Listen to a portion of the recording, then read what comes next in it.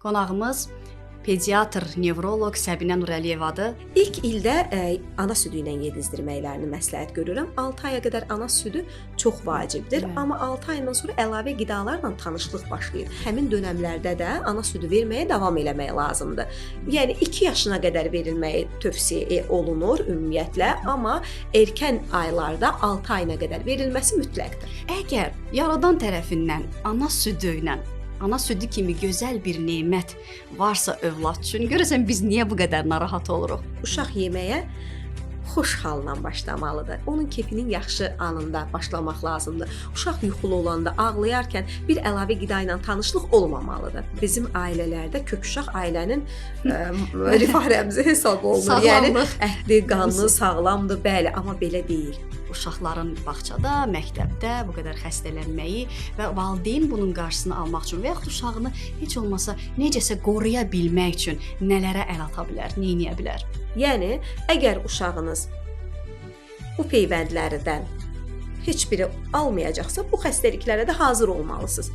Qızılcahını da keçirdə bilər, südçəyini də keçirdə bilər, hepatiti də keçirdə bilər, difteriya, tetanus hamısını keçirdə bilər. Halbuki onların hamısında ölüm faizi necə yüksəkdir? Ümumiyyətlə uşaq açıq havaya çıxdısa heç oyuncağa ehtiyac duymur. Təbiət özü onun oyuncağına çevrilir. Uşaq kənardan bir paketli qida yeyəcəksə, onun tərkibində olan şəkərin miqdarı həddən artıq çoxdur. Yəni orada yazıldığı miqdardan belə çoxdur yəni.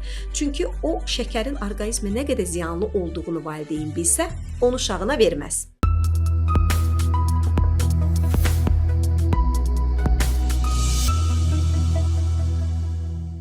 Hər kəs salamlayıram. Siz hal-hazırda Smart Sağlam İnkişaf platformasının təşkilatçılığı ilə olan Valideyn Bələdçisi podkastını izləyirsiniz.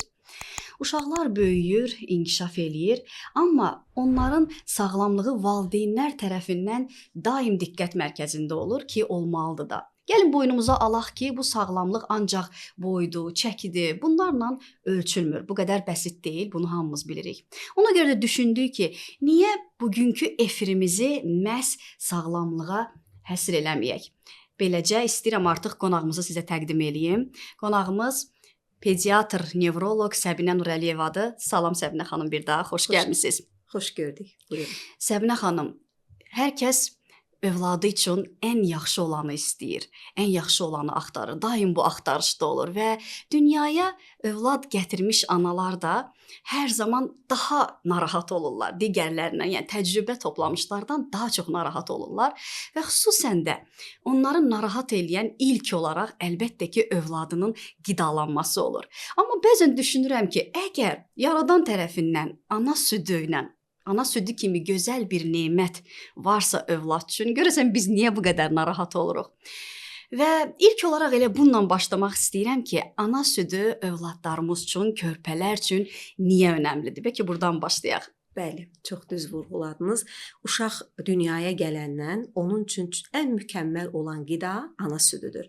Yəni bunun tərkibində o qədər hər şey hesablanmış qaydadadır ki, yəni başqa heç bir yeni süni qida ana südünü əvəz eləmək durumunda deyil. Bəli. Heç bir ən bahalı qida belə, hətta xaricdə ana südünün tərkibinə uyğun olan yeni qidalar belə hər ildən ilə yeni kəşflər aparılır. Necə edək ki, oxşadaq, amma yəni tam əvəz etmək heç cür mümkün deyil. Niyə görə? Ana südünün tərkibində olan immunoglobulinlər, onun tərkibində olan antitellər, onun tərkibində olan fermentlər, yəni o heç bir qidada tapılmır.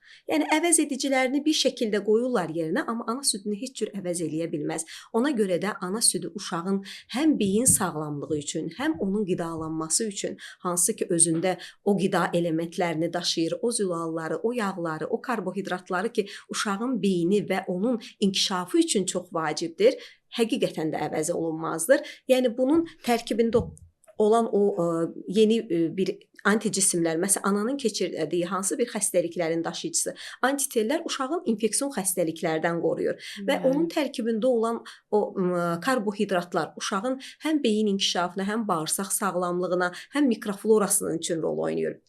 Eləcə də yağlar onun beyin sistemin, onurğa sistemində olan xüsusi lipidlərin tərkibinə yer alır. Yəni bunlar birdən-birə olmur. Yeni doğulan uşağını bilirsiniz ki, ana ilk dəfə olanda ağız südü olur orada. Yəni o ağız südü ilə sonrakı yetişkin süd fərqlənir. Yəni o südün tərkibi daha zəngin olur. Ona görə uşaq doğulan kimi onun ananın döşünə qoymaq vacibdir. Bu doğum evlərindən aparılmalıdır. Bu təbliğat, hətta doğum evlərindən öncə belə haçan ki ana hamilə qalır, o dönəmdə artıq ananın maarifləndirilməsi aparılmalıdır ki, sənin uşağına bunların nə faydası olacaq, sən uşağına o südü verəcəksənsə daha nə üstünlük əldə eləyəcək uşaq sağlığı cəhətindən, niyə görə süni qidanı mı seçək, yoxsa ana südümü, onun zərərlə mütləq şəkildə seçim arasında qalmasın deyə, düzdür, bəzi durumlar olur ki, orada ananın südü olmur. Məcburi durumda biz süni yemək veririk. Yəni bəli, veririk bunu, amma təbii ki, ana südünün çatmamazlıq halında veririk. Yəni ana bəzən bilir ki, analar təcrübəsi yoxdur, xüsusilə də yeni ilk dəfə ana olan valideynlər və bunlar elə bilirlər ki, uşaq daim ağlayanda ana südü çatmır. Yəni bir ana südü yetmir. Belə bir qorxuları var içərisində. Mən həmişə sakitləşdirirəm anaları ki, bax, uşaq böyüyüb, uşaq 2 həftəyə doğulduğu çəkini bərpa eləməlidir.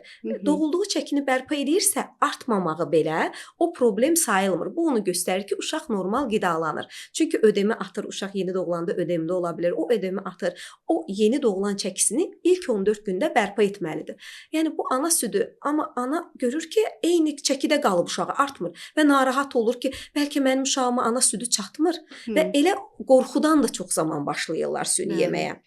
Ona görə ananı rahatladan, anaya onları izah eləyən bir pediatr mütləq şəkildə olmalıdır ki, uşağın sağlığına onun nə xeyirlər gətirəcəyini, həm steril dediyimiz, yəni həm tez şəkildə hazır ola bilər ana südü, ana onu hər yerdə əmizdirə bilər. Öz temperaturunda olur, qızdırmağa ehtiyac yoxdur. Bir şeylərə ehtiyac yoxdur. İnfeksiyon, yəni zədələnməsi çox nadir halda ola bilər. Yəni ananın tərəfindən əks göstərişlər olmasa və uşaq tərəfindən də əks göstərişlər olmasa, ana südü mütləq şəkildə uşaq qidasında əvəz olunmaz və mükəmməl qidadır. Bəli, ən ideal qidadır.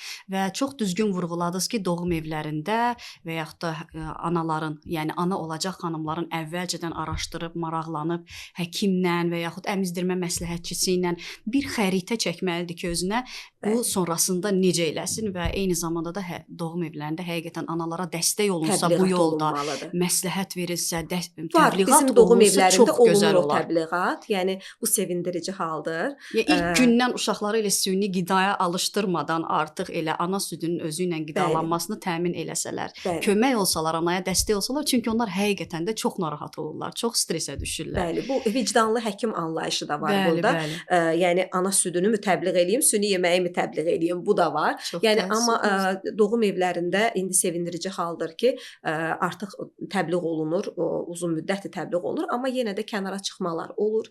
Bunun fərqində olmaq lazımdır. Ana özü də fərqində olmalıdır. Niyə görə? Çünki uşağın sağlamlığının, yəni ana onsuz da 6 ayından sonra əlavə qidalara keçəcək. Yəni o sağlıq ana südünün uşaq sağlığına verdiyi önəmləri başa salmaqla, yəni biz nəyisə itirmiş olmuruq. Yəni əksinə gələcək cəmiyyət üçün sağlam şəxslər yetişdirmək. Yəni bu yetişdirmək bu bizim gələcək cəmiyyətimizi qorumaq deməkdir. Genofondumuzu qorumaq deməkdir. Bəli, bəs əbəs yerə deməyiblər ki, ana südü dağ çiçəyi. Əlbəttə. Yəni ki, uşaq sağlığında rolu həqiqətən danılmazdır və ona görə doğum evlərindən təbliğat başlanmalıdır. Kənara çıxmalar ola bilər, süni yemək təbliğatı da ola bilər. Yəni burada heç bir həkimin əvəzinə, yəni demək düzgün deyil, amma yəni ananın öz seçimi ola bilər. Məsələn, mənim yanıma gələn elə analar var ki, özləri seçim eləyib süni yeməyə başlayaraq gəlirlər artıq. Mən uşağın çəkisinə baxıram, deyirəm ki, yəni niyə ki başlamısınız? Axı ana südünüz kifayət edər.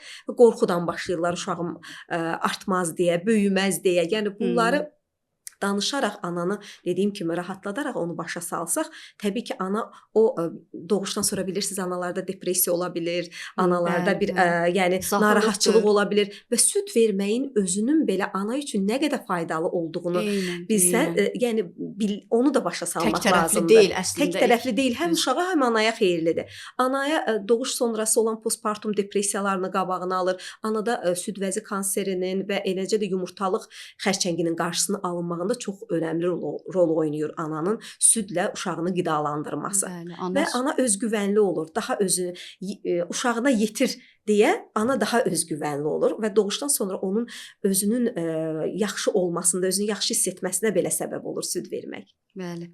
Ana südü o zaman deyə bilərik ki, sağlamlığın bünövrəsidir. Bəli. Yəni üstündə, hər şey onun üstündə qurulur. Bəli, Qidalanmanın sağlamlığın üstündə qurulur. Çox önəmli bünövrəsidir. Hansı xəstəliklərin qabağını alır dedim, infeksion xəstəliklərin qabağını alır, uşaqlarda diareyaların qabağını alır, ishallar bilirsiniz ki, erkən yaşlarda, erkən aylarda daha tez-tez ola bilir. Onların qabağını mədə-bağırsaq sisteminin sağlam olmasının təmin eləyir. Uşaqlarda enterokalitlər çox olur, ən çox da erkən aylarda nikrotizan enterokalitlər onun qabağını alır.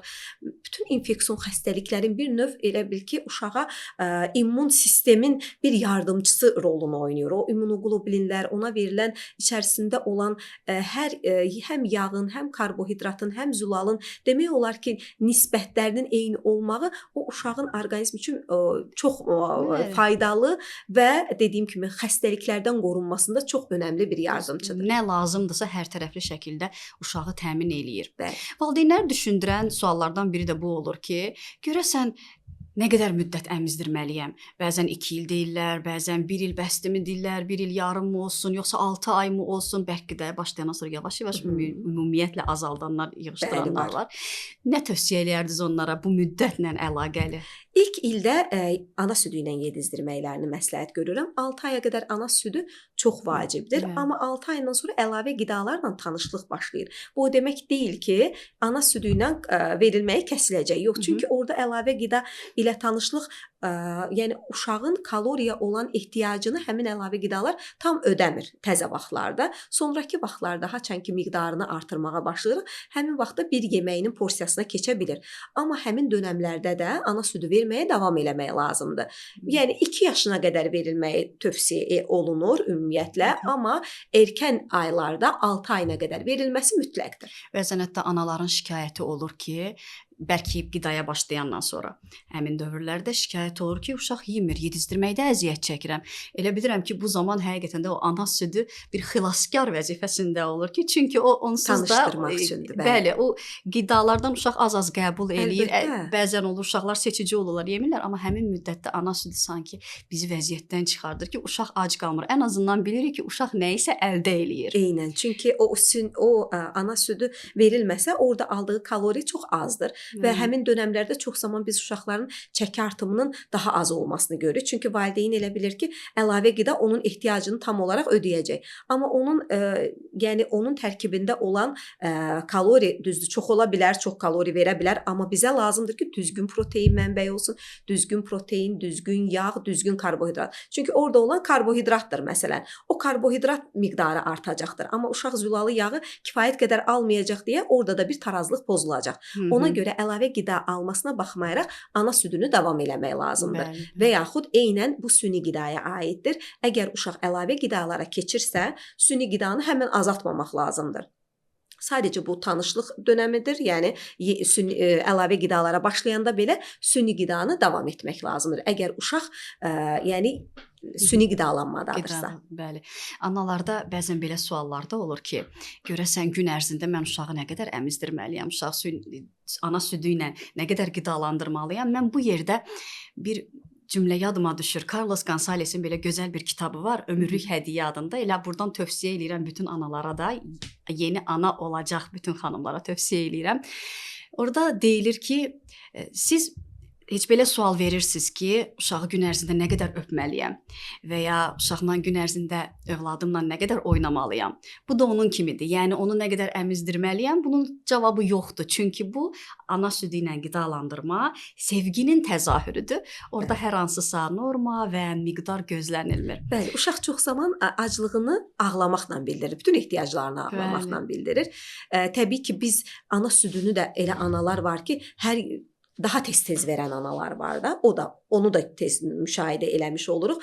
Yəni çox qidalandırmaq belə bəzən uşaqlarda erkən aylarda çox çəki almaqlarına səbəb ola bilir.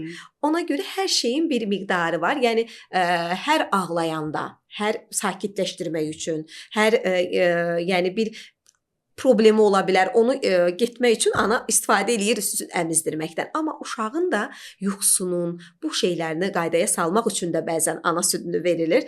Bəzən ona görə biz problemlərlə qarşılaşırıq, amma Ümumdünya Səhiyyə Təşkilatı deyir ki, ana südü uşağın istədiyi zamanı verilə bilər. Bəli. Yəni uşağın ehtiyacı olduğu qədəri ilə verilə bilər. Əlbəttə ki, uşaq böyüyür. Diş çıxarmağa başlayır. Diş çıxarmasa belə indi elə uşaqlar var ki, 6 ayından çıxartmır, amma yavaş-yavaş uşaq tək ana südü ilə yox, siz də bayaq vurğuladınız ki, bərk qidaya başlamalıdır, qidalarla tanış olmağa başlamalıdır. Burada tövsiyələriniz nə olardı? Valideynlər nə vaxtdan başlasın, nələrə diqqət eləməlidir? Bəli.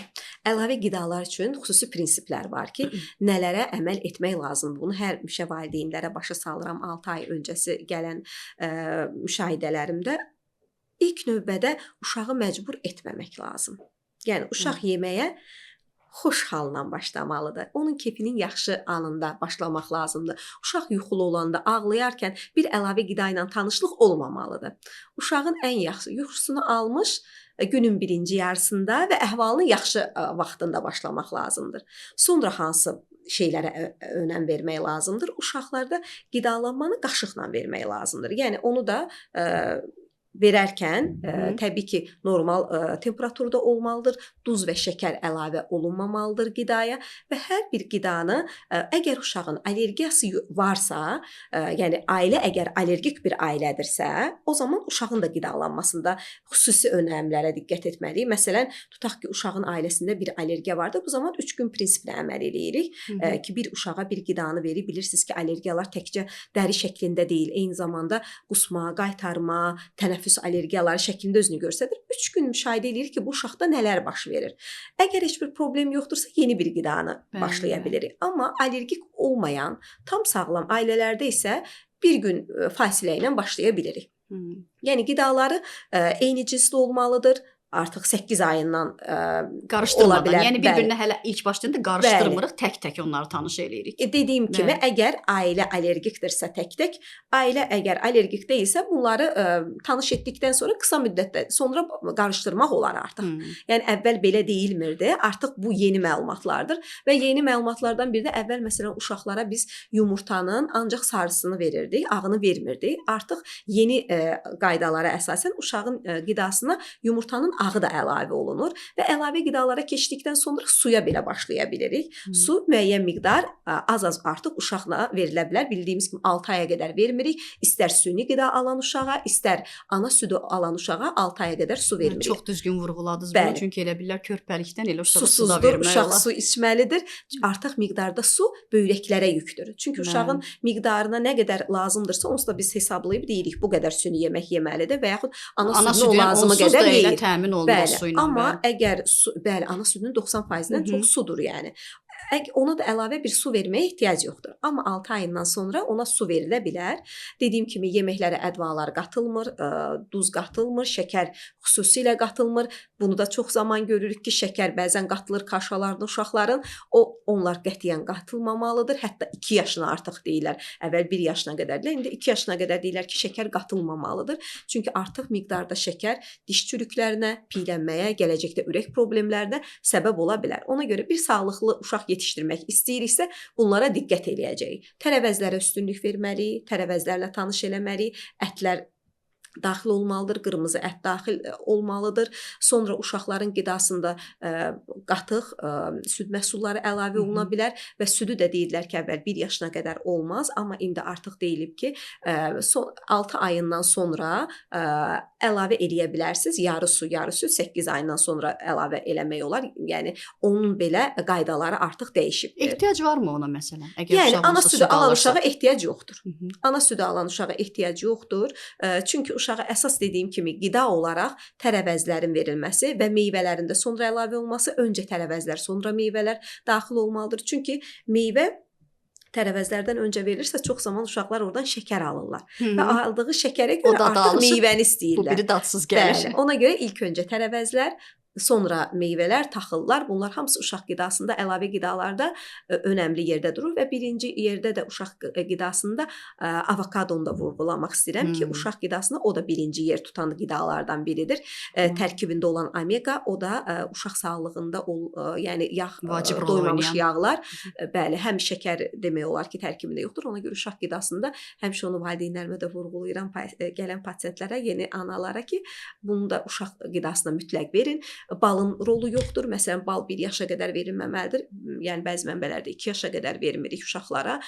Niyə görə? Onun da tərkibində botulizm çöpləri tapıldığına görə uşaqlarda qida zəhərlənməsinə yol aça bilir. Ona görə bəzən uşaqların əmziyini batırıb onun ağzına qoyan babalar, nənələr var. Amma yəni bu uşağa yəni yaxşılıq bilmədən pislik etmiş olurlar. Ona görə yəni məsləhətlərim niyyətləri əslində yaxşıdır, amma bəli, bilmədən doğru ziyan bildiyimiz vermiş yanlışlar olurlar. belə deyək Bəli, də, onlara ona görə görə yavaş-yavaş onları həmişə vurğulayıram ki, düzəldin. olmaz. İstər mürəbbələr, istər başqa şəkər məhsulları uşaqlara erkən yaşda verilməsi qadağandır. Mənim özümdə də elə olmuşdu. Qızlarımla başlayanda, ilk bərk qidaya başlayanda, böyük qızım da gül kələbi ilə başlamışdım. Yarım qaşıq, balaca bir qaşığın yarısı ilə və çox yaxşı reaksiya vermişdi. 2-3 gündən sonra digər tərəvəz, sonra yenə digər tərəvəz. Artıq bütün tərəvəzləri başlayandan sonra, tanıyandan sonra şorbaya keçmişdim. Yəni həmin tərəvəzləri artıq bir şorbanın içində qarışdıra bilmişdim. Çünki artıq bilirdim ki, onun heç bir allergiyası yoxdur. Tərəvəzə qarşı allergiyası yoxdur. Hərçənd ki, bizim özümüzdə də yoxdur. Siz bayaq deyirsiniz, əgər ailədə yoxsa. Yoxdursa, amma bəli. ikinci qızımda tamam əks bir, yəni o gül kələmi onu çox narahat eləmişdi. Allergiya yox, amma sabaha kimi uşaq yata bilməmişdi. Bəli, ona görə də bu çox önəmlidir. Həqiqətən onu çox düzgün vurğuladınız ki, biraz başlayırıq və sırf tanışlıq məqsədi ilə həm də özümüzə də agah olsun ki, uşağın orqanizmi bunu qəbul eləməyə hazırdır, yoxsa yox. Və mən onda başa düşmüşdüm bunu. Bəzən deyirlər ki, 6 ay olub nə istəyirsən ver uşağına. Amma elə deyil. Onunla mədə-bağırsaq problemləri ilə gələn uşaqlar olur və yaxud da allergik problemlə gələn uşaq olur. Ona görə ilk öncə yəni verib ən azından uşağın reaksiyasına baxmalıyıq. Məsələn, birinci tip allergik reaksiyalar var ki, uşaq yeyən kimi həmən özünü göstərir. Boğulma şəklində özünü göstərə bilər və yaxud qusma şəklində özünü göstərə bilər. Bu birinci tip allergik reaksiyadır. Amma var ikinci tip allergik reaksiya. Bu qida qəbulundan bir neçə müddət sonra, bir neçə gün sonra başlaya bilər. Məsələn, bağırsaqlarda bir problem, selikli nəcis ifrazı, qarında ağrılar və hətta nəcisdə qan belə görə bilirik. O inək südü alan uşaqlarda bunu çox zaman görürük. Hansı ki, kaşalarına inək südü qatırlar və inək südü protein allergiyası olan uşaqlar olur. O zaman laktoz. Bəli, o zaman qidası inək südünü çıxardırıq uşağın. Çünki onun demək ki, mədə-bağırsağı hələ onu qəbul edəcək durumda deyil. Və müəyyən müddət sonra onu yenə daxil edirik. Bəzi uşaqlarda tolerantlıq müəyyən yaşda, müəyyən ayda yaranır. Onu da bir challenge test şəklində eləyirik. Yenə veririk, baxırıq. Əgər uşaqda yenə eyni reaksiyalar müşahidə edilirsə, deməli yenə də hələ ki hazır deyil uşağın mədə-bağırsağı buna. Müddəti yenə uzadırıq. Yəni bir müddətdən sonra uşaqlarda tolerantlıq əksər uşaqlarda yaranır. Bəli. Bayaq siz şəkərə toxundunuz. Səbinə xanım, çox düzgün vurğuladınız. Bugün dadlı hesab elədiyimiz günümüzün bəlası deyərdim də. Yəni hər birimizdə bu alışqanlıq var və hər yanda da görürük ki, uşaqların əlində yəni şəkərli içkilərdir və yaxud şirniyyatlardır, kökələrdir və s. Bu əlbəttə ki, elə kiçik yaşlarından uşaqların qidasına bəli əlavə olunur elə biz valideynlər tərəfindən. Çox təəssüf ki, bu haqqda nə deyərdiniz? Valideynlər neynəsinlər ki, bu alışqanlıqdan, yəni alışdırmasınlar və yaxud da artıq alışıblarsa heç olmasa bundan biraz uzaqlaşa bilsinlər, bəli, qurtula bilsinlər. Ziyanları nədir bunun? Bəli, çox düz qeyd elədiniz. İndiki dövrümüzün əsas problemlərini budur demək ki. Yəni sağlıqlı qidalanmada önəmli, çox önəmli vurğu şəkəri limitləndirmək, şəkəri məhdud miqdarda vermək uşağa. Ümumiyyətlə 2 yaşa qədər məsləhət deyil. Yəni 1 yaşa qədər qətiyyən deyirik, amma 2 yaşında meyvələrlə, meyvələrin tərkibində olan şəkər şəklində verilir. Təbii şəkər onsuz da təbii şəkər şəklində, şəklində, bəli. Meyvə şəklində vermək və yaxud xüsusi meyvədən xüsusi şirniyyatlar hazırlayarkən meyvə şəkərindən istifadə eləmək. Məsələn, onun tərkibində bir banan qatmaq və yaxud başqa meyvələr qatmaq, almanın şəkərindən istifadə eləmək, meyvənin özünün şəkərindən. istifadə edərək xüsusi şirniyyatlar hazırlamaq, bu şəkildə uşağa təqdim eləmək. Təbii ki, uşaq kənardan bir paketli qida yeyəcəksə, onun tərkibində olan şəkərin miqdarı həddən artıq çoxdur. Yəni orada yazıldığı miqdardan belə çoxdur yəni. Çünki o şəkərin orqanizmə nə qədər ziyanlı olduğunu valideyn bilsə, onu uşağına verməz. Bayaq dediyim kimi, necə ki o balı bilmədən uşağa verərək elə bilirlər ki, xeyirdir. Bu da elə. Şəkəri verərək düşünürlər ki, beyninə xeyirdir, qlukozadır. Uşağım yaddaşı daha yaxşı olacaq, özünü daha yaxşı hiss eləsin, biraz özünə gəlsin, ətə qana gəlsin. Amma bununla uşaq böyütməzlər. Uşağın beyin sağlamlığı birinci növbədədir. Bizim verdiyimiz əlavə şəkər uşaqda piylənməyə səbəb olacaq. Diş çürüklərinə səbəb olacaq. Ürək problemlərinə səbəb olacaq. Yəni bunların əsasını qoyuruq biz. Gələcək olan o metabolik sindromun əsasını biz erkən yaşlarda qoyuruq. Necə qoyuruq? Uşağa hər gün səhərini şirin çay veririk. Günorta şəkərli bir buterbrot hazırlayırıq. Bir konfet veririk, bir şokolad veririk. Yəni istifadə eləyəcəyi hər şeyin tərkibində bir şəkər veririk və onun miqdarını heç hesablamırıq belə.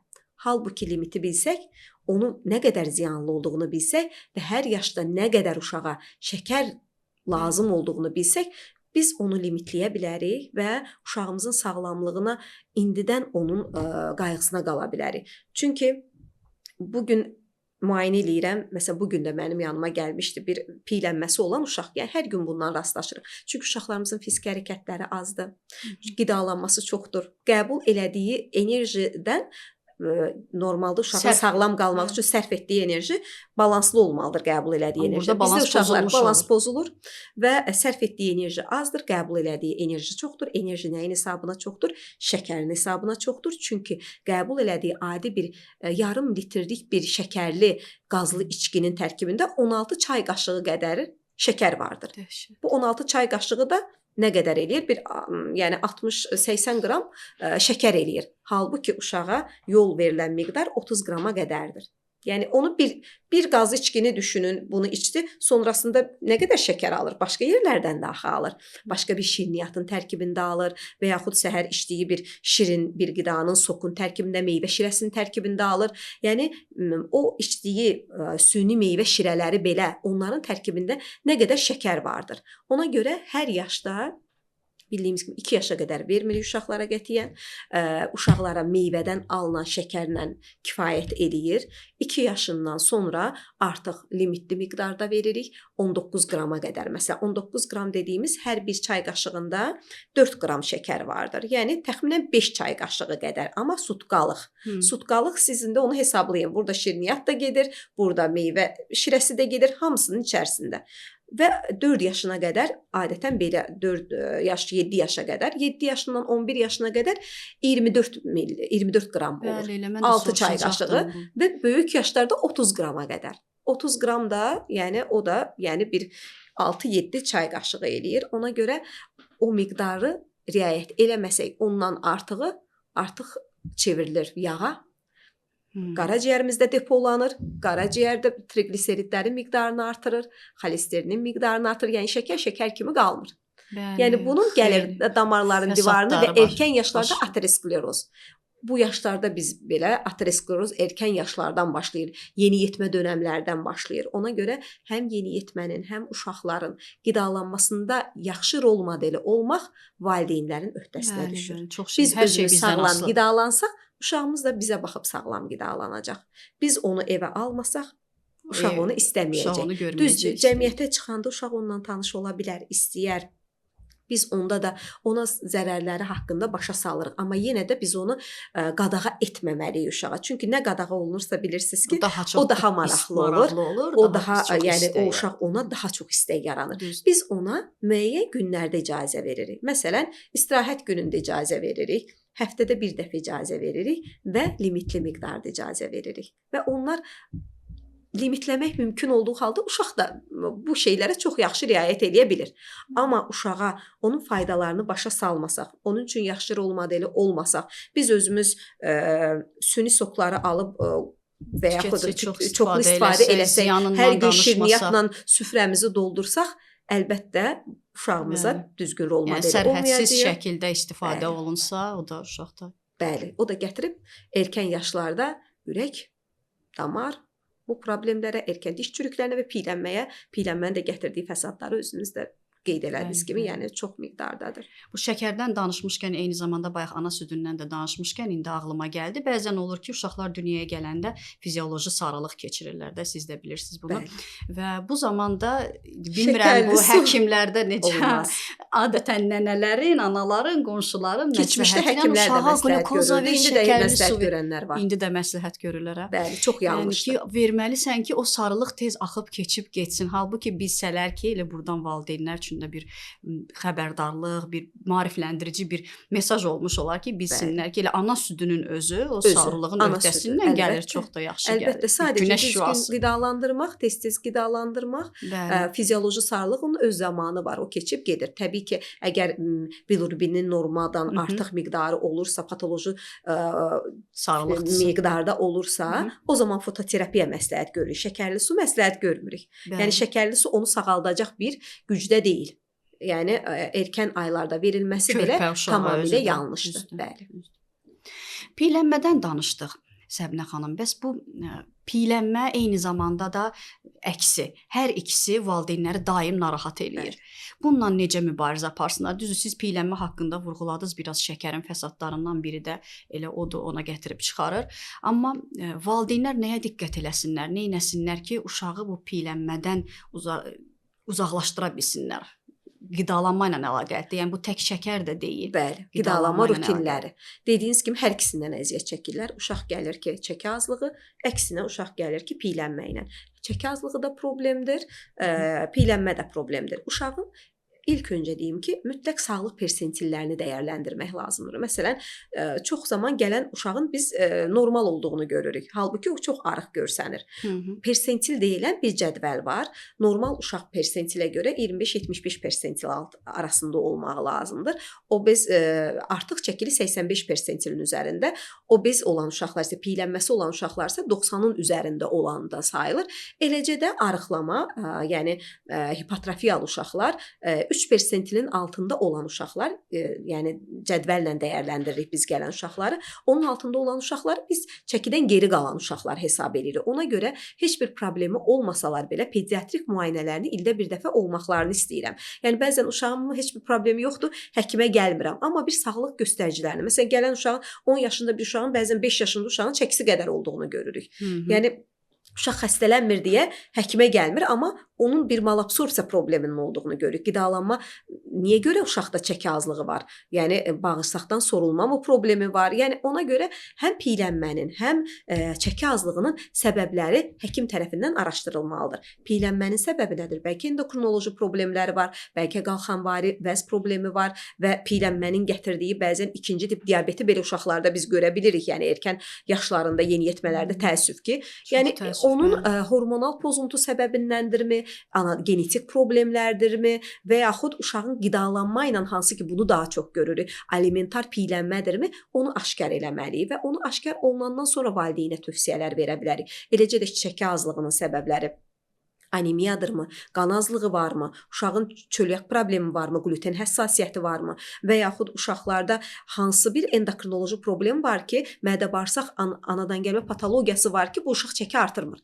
Yəni hər ikisinin problemləri çözülməlidir. Yəni həm arıqlıq, yəni dediyim kimi arıqlıq normal arıqlıqdırsa yox, amma dediyim kimi patoloji zəiflik olan uşaqdırsa, anoreksiya deyirik bəzən bunlara. Yəni bəzən yeniyetmələrdən çox görürük biz anoreksiyaları. Uşaqlar qidadan imtina eləyirlər. Yemək istəmirlər, arıq qalmaq istəyirlər. Bu da psixolojik bir problemdir, bəli, psixiatrik bir problemdir və o sinir anoreksiyası xəstələri belə hədsiz çəki itirirlər və ona görə o yaşlarında belə qidalanma pozğunluqlarının içərisində gedir və yaxud yeyilməyən qidaların yeyilməsini görürük bəzən uşaqlar tərəfindən. Qidalanmada belə bir problemlər də görürük. Məsələn, uşaq normal olmayan şeyləri yeyir. Məsələn, tük yeyən uşaqlar var, un yeyən uşaqlar var. Bunlar da iki cür olur. Bu da hansısa bir bədəndə elementlərin çatmamazlığından da ola bilir və psixolojik səbəblərdən də ola bilir. Ona görə qidalanmada hər bir şey dəqiq incələnməli. Yoxlamaq valideynlə geniş, yəni valideynlə danışanda o hər şey bizə açıq-aydın olur. Yəni heç analizə bəzən getmədən belə uşaq haqqında bir anamnez toplayarkən bəzən biz diaqnozun yarısını qoymağa kömək eləmiş oluruq. Yəni istənilən halda müəyyənləşdirmək lazımdır. Bəzən deyilir, bu uşaq niyə arıqdır, buna yemək vermirsiniz? İndi kiçik yaş uşaqları nəzərdə tuturam. Bəli. Yəni hər arıqlığı da Patologiya qeyri-sağlam demək kimi olmaz. düşünə Bəli. bilmərik, amma istənilən halda müraciət eləyib bunu müəyyənləşdirmək lazımdır. Bəli, bizim ailələrdə kök uşaq ailənin rifah rəmzi hesab olunur. Sağlamlıq. Yəni əhdi, qanlı, Rəmzi. sağlamdır, bəli, amma belə deyil. Yəni Bəli. o uşağın beyin sağlamlığı önəmlidir. Çəkisinin çox olmağı əksinə problemdir ki, normal hesab olunmur.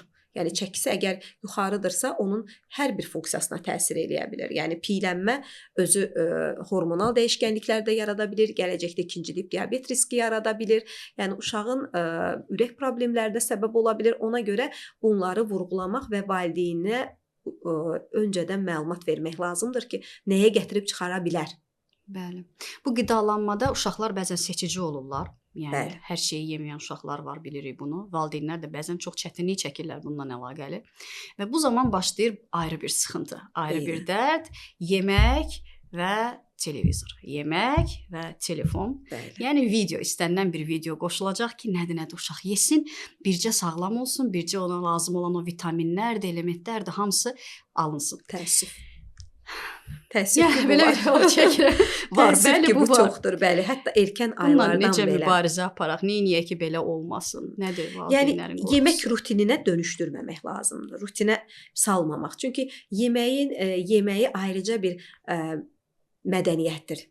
Yemək yemək ayrıca bir həm mədəniyyətdir, eyni zamanda uşaqda bir rutin dəyişdirir. Yəni bir televizorla, telefonla yeməyə alışan uşaq həmişə onu tələb eləyəcək. Mənə valideynlər çox zaman deyir, doktor televizora baxmır, ancaq yemək yeyəndə baxır. Yəni orası daha pis. Çünki yemək yeməni o hala gətirir və uşaq nə yediyindən xəbər olmur. Diqqət burada deyil. Nə Diqqət yediyindən ordadır. eynən və nə şuursuz yediyindən xəbər olmur. Bu da gətirib obezitəyə gətirib çıxarda bilər, piylənməyə gətirib çıxarda bilər və uşaq yəni yediyinin fərqində olmamağı ondan zövq almır. Yəni, Və zövq almadığına görə o artıq yəni nə gəldi yeyəcək. Yəni bəzən heç istəmədiyi bir qidanı belə ona vermək mümkündür həmin vaxtda, amma onun fərqində deyil. Ona görə erkən aylarda belə ümumiyyətlə televizorun qəbulu belə 3 yaşa qədər məsləhət görülmür.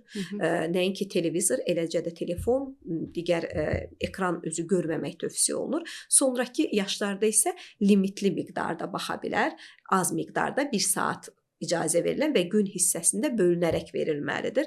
Çünki televizor istifadəsi həm uşaqlarda problemlərə, həm psixoloji problemlərə, həm sosial problemlərə, eyni zamanda uşağın mərkəzi sinir sisteminin fəaliyyətinin belə pozulmasına səbəb olur. Yəni ona görə məsləhət görülmür. Hətta bunu Amerikan Pediatri Akademiyası 3 yaşa qədər qadağan eləyib uşaqlara ekran istifadəsini. Niyə görə?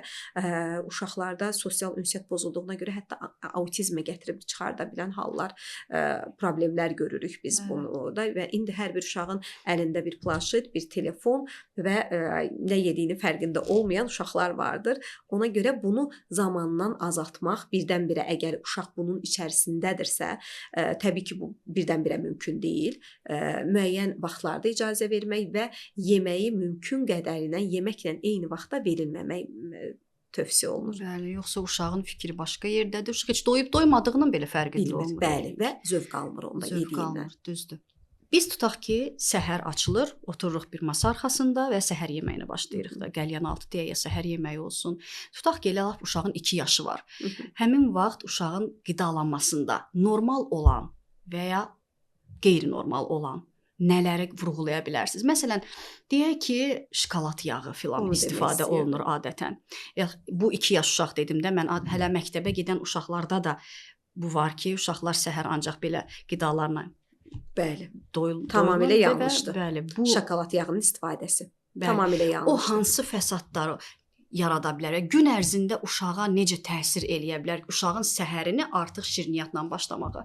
Şirniyyatla başlamaq bir şəkəri burdan aldı. Bəli. Birazdan ondan həmən bir müddət sonra yenə tələb eləyəcək orqanizmi. Çünki insulin dəyərləri artıq dəyişir və uşaq yenidən şəkər tələb eləyir və aclıq tələb edir. Çünki şəkər qana daha tez sorulur və özünü uşaq tez bir müddətdə doyur və tez bir müddətdə də sonra aclıq hissi yaranır.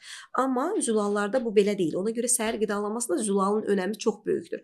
Məsələn, yumurtanın istifadəsi, tərəvəzlərin istifadəsi, o şirini qidanın əvəzinə onun normal sağlıqlı tərəvəz və zülal yesə, onun gününə daha yaxşı təsir edəcək. Uşaq həm artıq miqdarda şəkər uşağın hiperaktivliyini artırır. Yəni uşaq daha çox hərəkət eləmək istəyir, daha enerjik olur, amma birdən-birə də o hissiyatın sönməsi olur. Yəni yenə tələb eləyir. Artıq onu almasa uşaqda əhval-ruhiyyə pozğunluğu yaranır. Yəni yenidən şəkər tələb eləyir və ona görə uşağı bu tarazlığı normal saxlamaq üçün normal, uşağın yaşına uyğun şəkildə, yəni dediyiniz kimi istər məktəb yaşı olsun, istər 2 yaşında uşaq olsun, öz yaşına uyğun tərzdə qidalandıraraq 2 yaşında uşaqdırsa kaşasını verərək və yaxud onun bir sıyığını verdik, hansısa bir ona da yumurtanı tutaq ki veririk və yaxud pankek hazırlaya bilirik. Onda tərkibində yumurta vardır.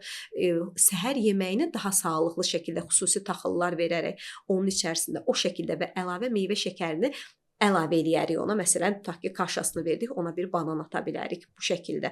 Yəni şəkərini oradan alsın və o şəkər daha sağlıqlıdır. Nəinki rafinə olunmuş şəkər şəklində onu alsa, çünki bunun tərkibində daha çox olacaqdır və oradan şokolad yağının tərkibində isə nəinki şəkər, eyni zamanda dadlandırıcılar, rəngləyicilər və istədiyin hər bir şey, yəni tərkibində olan emulqatorlar, soya lesitini, yəni zərərləri o qədər çoxdur ki, yəni bunu sadəcə ticari məqsədlə olur deyə uşağa vermək və uşaqlar çox sevir deyə vermək, onun fəsadlarını, onun problemlərini deyərək uşağa başa salmaq lazımdır. Yenə dediyim kimi, ona bir dəfə icazə verə bilərik. Amma gündəlik hər gün şokolad yağı yeyib məktəbə gedən uşaqlar vardır. Ona görə o şokoladın miqdarını azaltmaq lazımdır. Səbinə xanım, siz bayaq demişdiniz ki, o qidalanmada əsas olan zülallardır, yağlardır, karbohidratlardır. Bunların qəbulu ilə əlaqəli valideyn nələrə diqqət eləsin ki, həmin proporsiyaları gözləyə bilsin. Yəni uşaq lazımınca əldə eləyə bilsin faydalı nemətlərdən. Bəli. Erkən aylarda dediyimiz kimi ana südü bunu özü yəni təmin eləyir. Sonrakı aylarda nə qədər ət verməliyik, nə qədər uşağa ümumiyyətlə qidalarına yağ əlavə eləməliyik və yaxud karbohidratın miqdarı nə qədər olmalıdır. Bunların hamısının öz yaşına uyğun dəyərləri vardır. Yəni hər yaşda, müəyyən yaşlarda, böyük yaşlarda təbii ki, bunun uşaqların tələbatı daha artır. Erkən yaşlarda uşaqların zülallara, yağlara, karbohidratlara olan nisbəti demək olar ki, biraz fərqlənir. Yəni erkən aylarda məsələn yarımçıq doğulan uşaqların zülala ehtiyacı daha çoxdur, çünki daha tez böyüyürlər.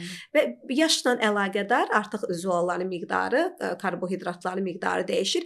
Yəni müəyyən miqdarda uşaq onu almalıdır ki, bu gündəlik proporsiyanın məsələn 24-30%-ni təşkil edə bilir və yağların miqdarı da, yəni proporsiyaları artırmamaq şərti ilə, məsələn, tutaq ki, uşaq qidalanmasında bir gün ancaq karbohidratla qidalanır. Bu düzgün qidalanma deyil. Niyə görə? Çünki o karbohidratın içərisində bir tərəvəz olmadı. Onun içərisində bir zülal olmadı. Zülalları neydən alırıq? Ətdən alırıq və yaxud xüsusi soya məhsullarından ala bilirik. Yəni onu valideynə bir porsiyanı başa salmaqla biz çox zaman yaşa uyğun onları deyirik. Yəni uşağın bir tərəfli qidalandırılması tamamilə yanlışdır. Onun içərisində həm zülallar, həm yağlar, həm karbohidratlar önəmli yer daşımalıdır. Biz uşaqları adətən üfürə-üfürə, qoruya-qoruya böyüdürük, boya başa çatdırır. Boya baş dediyim, yəni ki, artıq gəlir bağça yaşı, məktəb yaşı çatır və uşaqları məktəbə yollayırıq, bağçaya yollayırıq və burada uşaqlar artıq başlayırlar xəstələnməyə. Yəni əvvəlində də bəlkə xəstəliklər olurdu yüngül-yüngül, amma bağçaya gedən uşaqları deyək də, onlar daha tez-tez xəstələnməyə başlayırlar. Bu valideynləri narahat eləyir. İndi bəzilərimiz artıq bilirik, təcrübəliyik, amma bəzilərimiz daha hələ yeni-yeni bu yollarla addımlayırlar. Onlara nə deyək, yəni bu nə dərəcədə normaldır uşaqların bağçada, məktəbdə bu qədər xəstələnməyi və valideyn bunun qarşısını almaq üçün və yaxud uşağını heç olmasa necəsə qoruya bilmək üçün nələrə əl ata bilər, nə edə bilər? Bəli. Valideynlər uşaq bağçaya gedərkən uşağın immun sistemini bir steril bir zənn eləyin ki, uşaq hələ heç bir virusu tanımır. Əgər uşaq müəssisəsinə getməyibsə, heç bir virusu tanımır. Bunun immun sistemi heç bir mikrobla qarşılaşmayıb. Təbii ki, gedəndə onu tutacaq. Yəni bu uşağımın immuniteti zəifdir anlamına gəlmir. Bu o deməkdir ki, mənim immun hüceyrəm aktivdir və o virusları məhv etməyə hazırdır və bu xəstələnməklə uşaq da özünü göstərir. Başlayır hansı həmin virusun əlamətləri və bu tamamilə normaldır. Və il ərzində bəli, valideynlər qorxmasın. İldə uşaqlar 7-8 dəfə qrip ola bilərlər. Yəni necə? Bir virus infeksiyasını keçirdi, dalınca başqa virus infeksiyasını keçirdə bilir. Ondan sonra ağırlaşmalar olmamalıdır amma. Əgər ağırlaşmalarla keçirsə, məsələn, uşaq qripdən sonra özünə 2 həftəyə gəlməlidir. 2 həftəyə sağalmalıdır. Amma əgər bu müddətdə sağalmırsa, onda pnevmoniya halına tez-tez gətirib çıxarırsa, bir ilin ərzində ard-arda otit, sinusit, pnevmoniya keçirirsə, bu zaman immun problemlər ağlımıza gəlməlidir. Bu zaman immun defisit, anadan gəlmə immun defisit problemlərini düşünməliyik. Çünki normal olan bir uşaq il ərzində qrip infeksiyalarını keçirdilər, amma bir ildə 2-3 dəfə pnevmoniya keçirməz. Təbii ki, peyvənd alınmış uşaqlardan söhbət gedir. Peyvənd almayan uşaqlarda biz bu problemləri daha tez-tez görürük. Yəni normal sağlam uşaq qriplə yoluxa bilər və bu tamamilə normaldır. Valideynlər bundan narahat olmasınlar. Amma dediyim kimi, əgər uzun müddətlidirsə, xəstəliklər uzun çəkirsə və hər dəfə dediyim bu immun problemlərlə rastlaşırsa valideyn, o zaman mütləq şəkildə həkimə bildirməlidir və uşağı sağlam olsun deyə həm peyvəndlənməni, həm vitamin D profilaktikasını və anemiya varsa onun profilaktikası mütləq şəkildə aparılmalıdır. Bəli, peyvənd demişkən bu cəmiyyətimizdə, ölkəmizdə, ümumiyyətlə dünyada bilirsiniz də, bəli, dünyada belə var. Bir mənalı qarşılanmır. Peyvəndə qarşı problem. Bir seçim haqqı qoyulursa, təbii ki, valideynlər iki yoldan birini seçirlər. Ya eləyirlər, ya da etiraz eləyirlər. Bunun bir elmi sübuta yetirilmiş nəticəsi nədir? Məsələn, bu haqqda nə deyə bilərsiniz peyvəndlər haqqında? Peyvəndlər uşaq sağlığı üçün çox önəmli bir dünyanın illər ərzində, hətta əsr deyərəm, bu müddətdə təhlükəli xəstəliklərdən uşağı qorumaq üçün dünyanın birgə apardığı mübarizədir. Yəni dünya alimlərinin uşaq sağlığı üçün çox önəmli olan bir qurumun hazırladığı peyvəndlərdir və bu illər ərzində mövcud olub. Yəni dünyanın təhlükəli xəstəliklərdən, taun tulyaremiya dövründə belə nə qədər insan ölübdür. Onları belə sonradan hazırlanan peyvəndlər xilas edib. Bu Covid dövründə olan peyvəndlənmədən də bunu gözləyir. Peyvənd yəni kəşfdir. Xəstəliyin qorunması üçün, təhlükəli xəstəliklərdən qorunmaq üçün bizim əlimizdə olan ən yaxşı silahdır. Yəni, əgər uşağınız bu peyvəndlərdən heç biri almayacaqsa, bu xəstəliklərə də hazır olmalısınız. Qızılcanını da keçirdə bilər, südçəyini də keçirdə bilər, hepatiti də keçirdə bilər, difteriya, tetanus hamısını keçirdə bilər. Halbuki onların hamısında ölüm faizi necə yüksəkdir? Niyə görə bütün xəstəliklərdən yoxdur peyvənd? Yəni, çünki bunlar önəmli xəstəliklərdir və bundan ölüm faizi erkən yaşlarda daha çox olur. Məsələn, 5 yaşa qədər uşaqlarda pnevmoniyadan ölüm faizi yüksək olduğuna görə Ümumdünya Səhiyyə Təşkilatı pnevmokoku, yəni pnevmoniya əleyhinə olan peyvəndi erkən aylarda vurulmasını məsləhət görür. Eləcə də digər problemlər, məsələn, göğüs kürək. Göğüs kürəkdən də ölüm halları olduğuna görə erkən aylarda onun, yəni niyə görə erkən aylar? Çünki erkən aylarda uşaq bu xəstəliyə yoluxarsa ölüm faizi daha yüksəkdir. Bəzən pasientlər deyir, doktor, 1 yaşından sonra vurdura bilərik. Axı 1 yaşına qədər o risk daha yüksəkdir. Yəni erkən aylarda uşaq ona yoluxarsa ölüm faizi yüksək olur. Yəni o problemləri əsas götürərək, yəni peyvənd uşaqlarda ölümü azaltmaq üçün, ölüm riskini azaltmaq üçün olan bir vasitədir. Hərçənd ki, indi də elə valideynlər var ki, ona qarşı çıxır, amma çox araşdırmacı valideynlər var, özləri oxuyurlar, araşdırırlar ki, uşaqlar üçün çox vacib olan bir şeydir. Onlar özləri peyvəndinin vaxtında olunmasını tələb eləyirlər. Yəni bu bizə uşaqların sağlam böyüməsi üçün bir şərt yaradır. Məsələn, mən Qızılcadan belə koma olan xəstəyə gedib baxmışam. Yəni onu görərkən valideynin o keçirdiyi əzabı, istirabı kaş ki vaxtında etsəydim deməyi artıq gecdir. Yəni onu vaxtında eləsək, onun ölüm riskini azaltmış oluruq. Peyvənd tamamilə xəstəliyi sıfır etsin deyə bir şey yoxdur. Bəzən yəni xəstəliyin daha yüngül keçməsinə şərait yaradır. Bəzən olur ki, pasientlər deyir, doktor, mən peyvənd vurdum, amma uşağım yenə xəstəlik keçirdi. Bəli, keçirdə bilər. Çünki o xəstəliyi o keçirdəcək, amma daha zəif şəkildə keçirdəcək. Niyə görə biz passiv immunizasiya eləyirik? Bəzi peyvəndlər passiv immunizasiyanı təmin edir, bəzi aktiv immunizasiyanı. Yəni bəziləri diri vaksin, bəziləri isə ölü vaksindir. Diri vaksin dediyimiz, yəni həmin peyvənd vurulur, sadəcə orada azaldılmış dozada olur. Yəni uşaq onu keçirdir o xəstəliyi. Sadəcə daha yüngül şəkildə keçirdir. Yəni zəiflədilmiş dozada olduğuna görə və virulentliyi azaldığına görə həmin mikrobun, o peyvəndin tərkibində olan mikrobun uşaq onu o xəstəliyi keçirdəcək, amma daha yüngül şəkildə keçirdəcək. Yəni peyvəndlənməni həmişə bunun üçün ayrıca zaman ayırıram mən, pasientlərə də başa salıram. Hətta öncədən belə ana olmaq istəyənlərə belə başa salırıq. Yəni maarifləndirmə aparırıq, amma bəzi valideynlər təbii ki, qarşı çıxa bilən valideynlər də var. Bu zaman seçimi onlara buraxmaq bir cəmiyyətə üçün təhlükəli olduğunu da bilməliyik. Niyə görə? Çünki bir uşağı qorumaqla biz cəmiyyəti qorumuş oluruq. Məsələn, qızılcalı uşağın bir cəmiyyətə çıxarmağı 90% uşaqların yoluxmağı deməkdir. Düşünün, biz peyvəndlə toplumu qoruyuruq, cəmiyyəti qoruyuruq. Yəni ona görə bugün mən uşağıma peyvənd elədim, o birisi uşağına peyvənd eləmədi. Yəni o cəmiyyət qorunmayacaq yəni. Ona görə kütləvi surətdə peyvəndlənmə daha faydalıdır. Bəlkə biz bu peyvənd strategiyasını, o peyvəndin tətbiq olunma ərəfəsində olan həmin müddətdə, yəni uşaq ki, qabaqcadan yoxlanılmalıdır, müəyyən analizlərdən keçməlidir, amma bunlar olmadığına görə ya da bilmirəm indi necə baş verir hal-hazırda xəstəxanalarda necədir bu proses. Bəlkə burada səhvə yol veririk ki, sonra hər hansısa fəsadlar baş qaldıranda artıq valideynlər axtarmağa başlayırlar ki, bunun səbəbi görəsən budurmu, yoxsa budurmu? Yəni nə dərəcədə diqqət olunur? Yəni peyvənd öncəsi prosesləri nəzərdə tuturam ki, ondan öncə o yoxlamalar keçirilirmi, analizlər edilirmi uşaqla?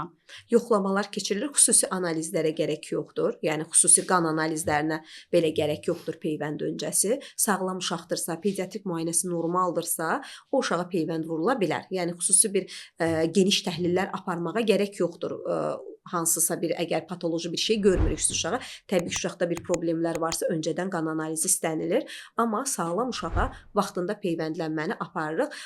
Belə bir deyim vardı, son vaxtlar autizm yaradır deyə peyvənd. Bu fikrində tamamilə yanlış olduğu sübut olundu. Trigger rolunu oynayır da, oyadıcı bir tamamilə rol yanlış deyil. bir fikirdir. Çünki uşaqlara biz onun qızılca peyvəndi ilə əlaqəsi deyilmişdi, amma qızılca peyvəndini biz 12 ayında uşağa eləyirik və 1 yaşından sonra uşaqlarda 2 yaşına qədər bilirsiniz autizm simptomları özünü göstərir. Çox zaman üst-üstə düşür yəni simptomlar.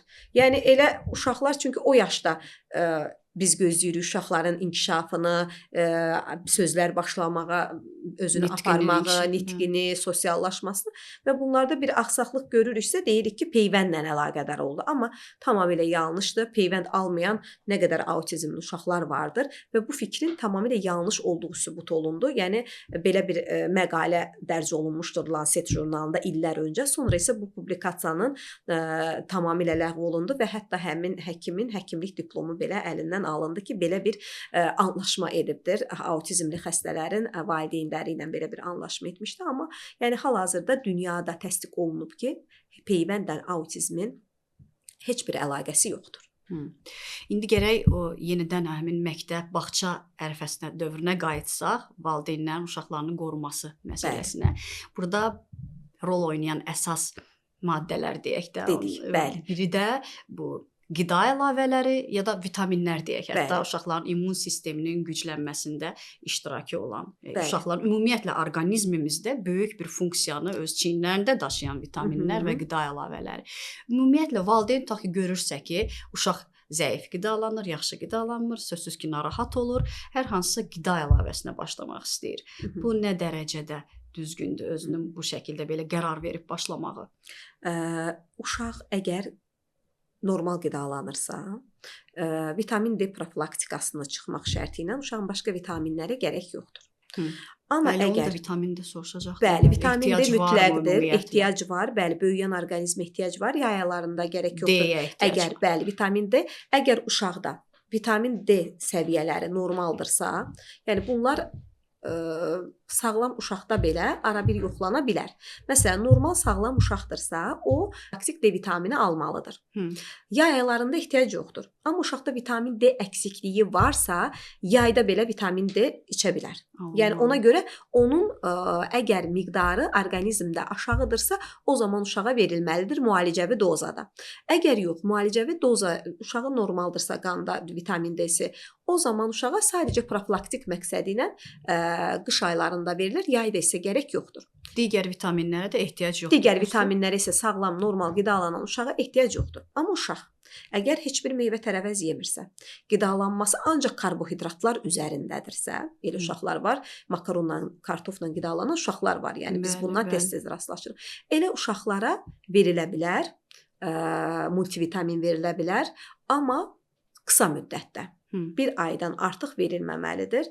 Çünki multivitaminlərin içərisində o vitaminlərin miqdarı uşağın orqanizmində o nə qədər vitamin defisiti ilə qarşılanmaya bilər. Məsələn, uşaqda A vitamininin tutaq ki, defisiti yoxdur, başqa vitaminlərin defisiti var, amma o multivitamin içərisində olan A vitamini uşaqda artıq miqdarda vitamin olmağına və vitaminin artıqlığı özü də bilirsiniz ki, xəstəlikdir, hipervitaminoz. Yəni bu belə normal deyil. Sümük sisteminə, böyrək sisteminə problemlərə gətirib çıxarda bilir.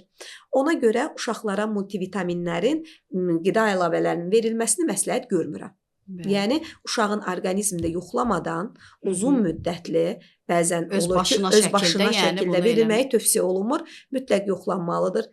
Əgər çəkisi aşağı olan uşaqdırsa, dəmir yoxlanmalıdır. Niyə görə yaxşı qidalanmır? Bəlkə anemiyası vardır.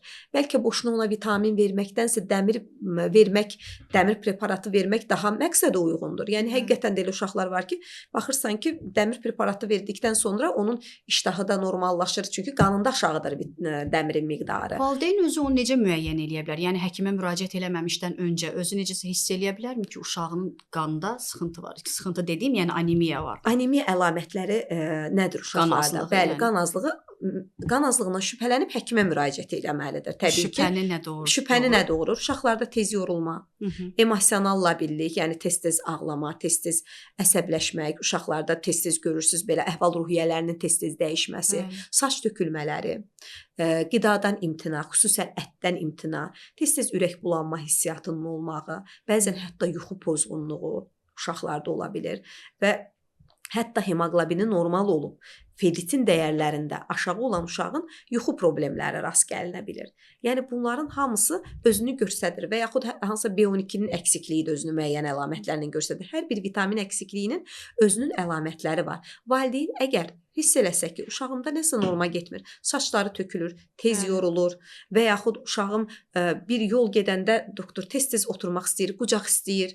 Yəni bunların hamısı göstərir ki, bəli, bir işarədir. Qidalanmaq istəmir, qeyri-adi şeyləri yemək istəyir. Məsələn, torpaq yeyir, qum yeyir, saçını yeyir. Bu şəkildə müraciət edə bilirlər və yaxud qeyri-adi şeylərə metallara maraq göstərir, metalları çox ağzına salır və yaxud yuxusu pozğundur və yaxud uşaqlarda tez-tez halsız olur, tez-tez bayılma hallarını görə bilirik. Yəni bunların hamısı onu göstərir ki, uşağınızda həqiqətən də bir problem vardır və yaxud dediyim kimi tez-tez infeksion xəstəliklərə yoluxmanın özü də bunların bir əlamətidir. Məsələn, dəmir əksikliyinin əlaməti olaraq biz görə bilirik. Dəmir əksikliyinin olanda uşaqların rəngi çox solğun olur.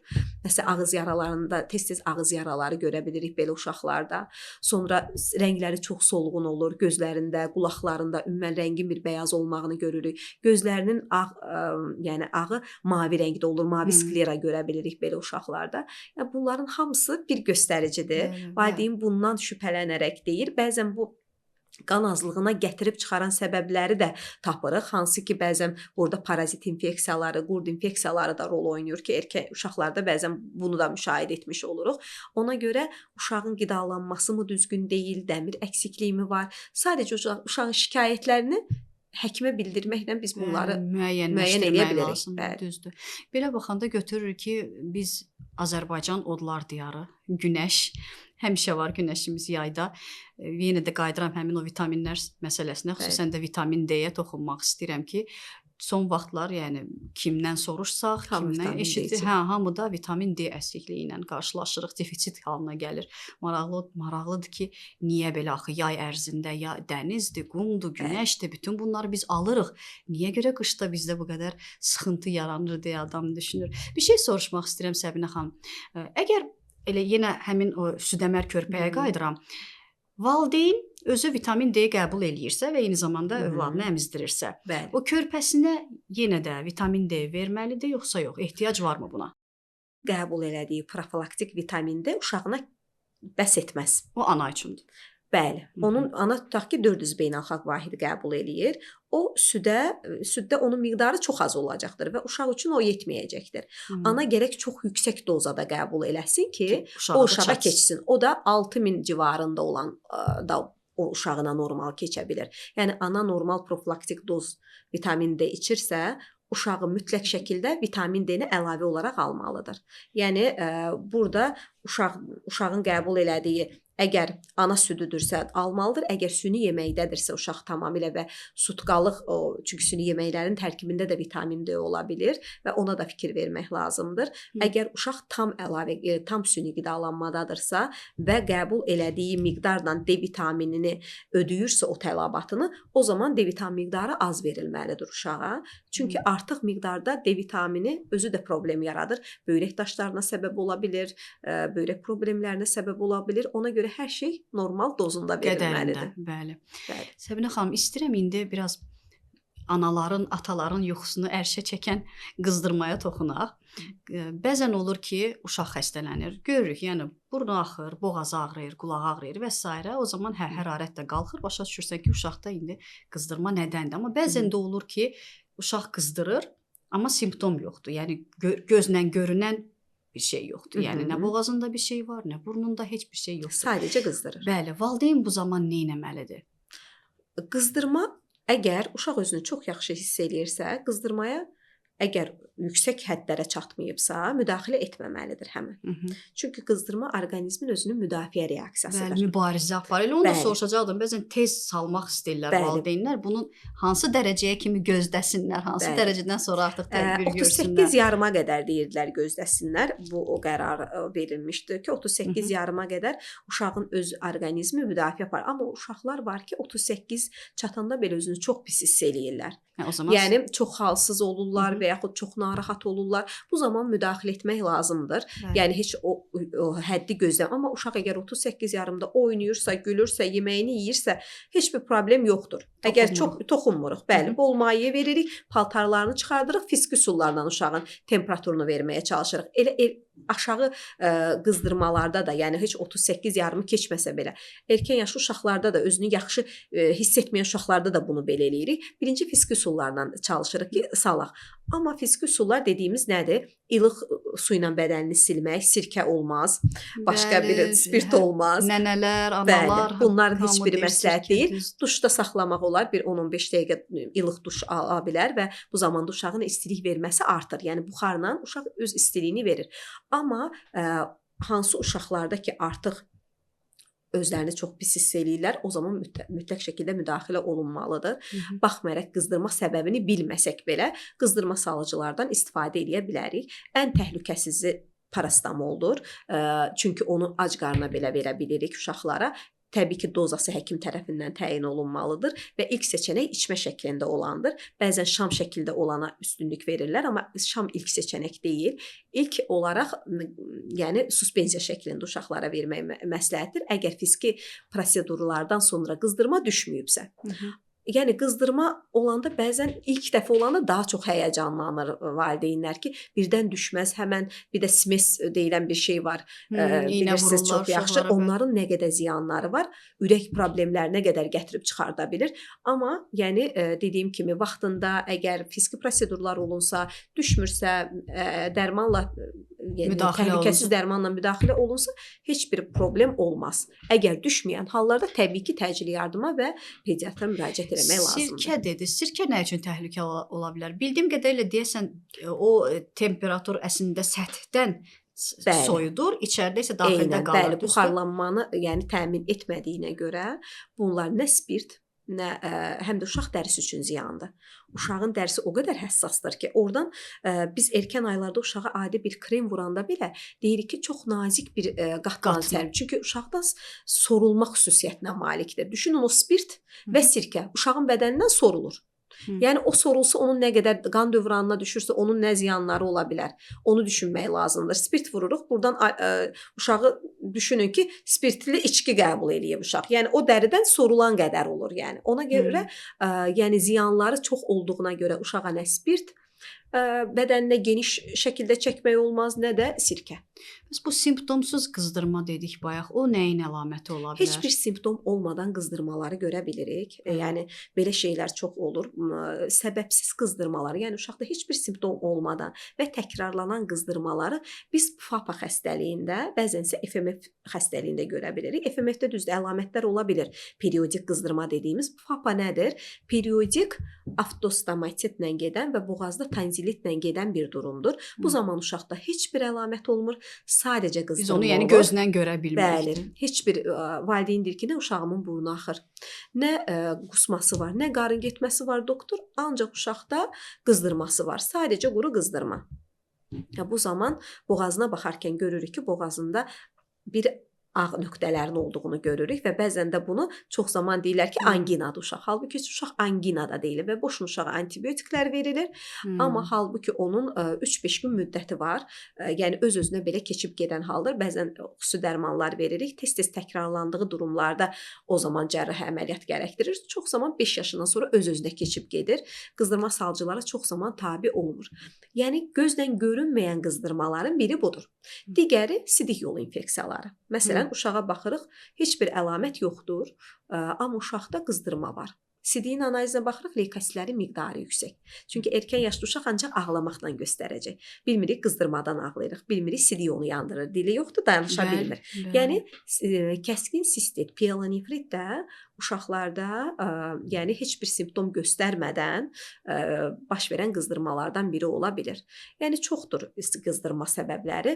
Yəni dediyim kimi FAPA-dır və FMF dediyim, onun da toxunmaq istəyirəm. FMF xəstəliyi də uşaqlarda çox zaman qarın ağrısı ilə birlikdə qızdırma müşahidə olunur. Bu zaman necə olur? Uşaq ayda bir dəfə, 2 ayda bir həkim qəbuluna gəlir. Məsələn, mənim çox müşahidələrim olub bu barədə.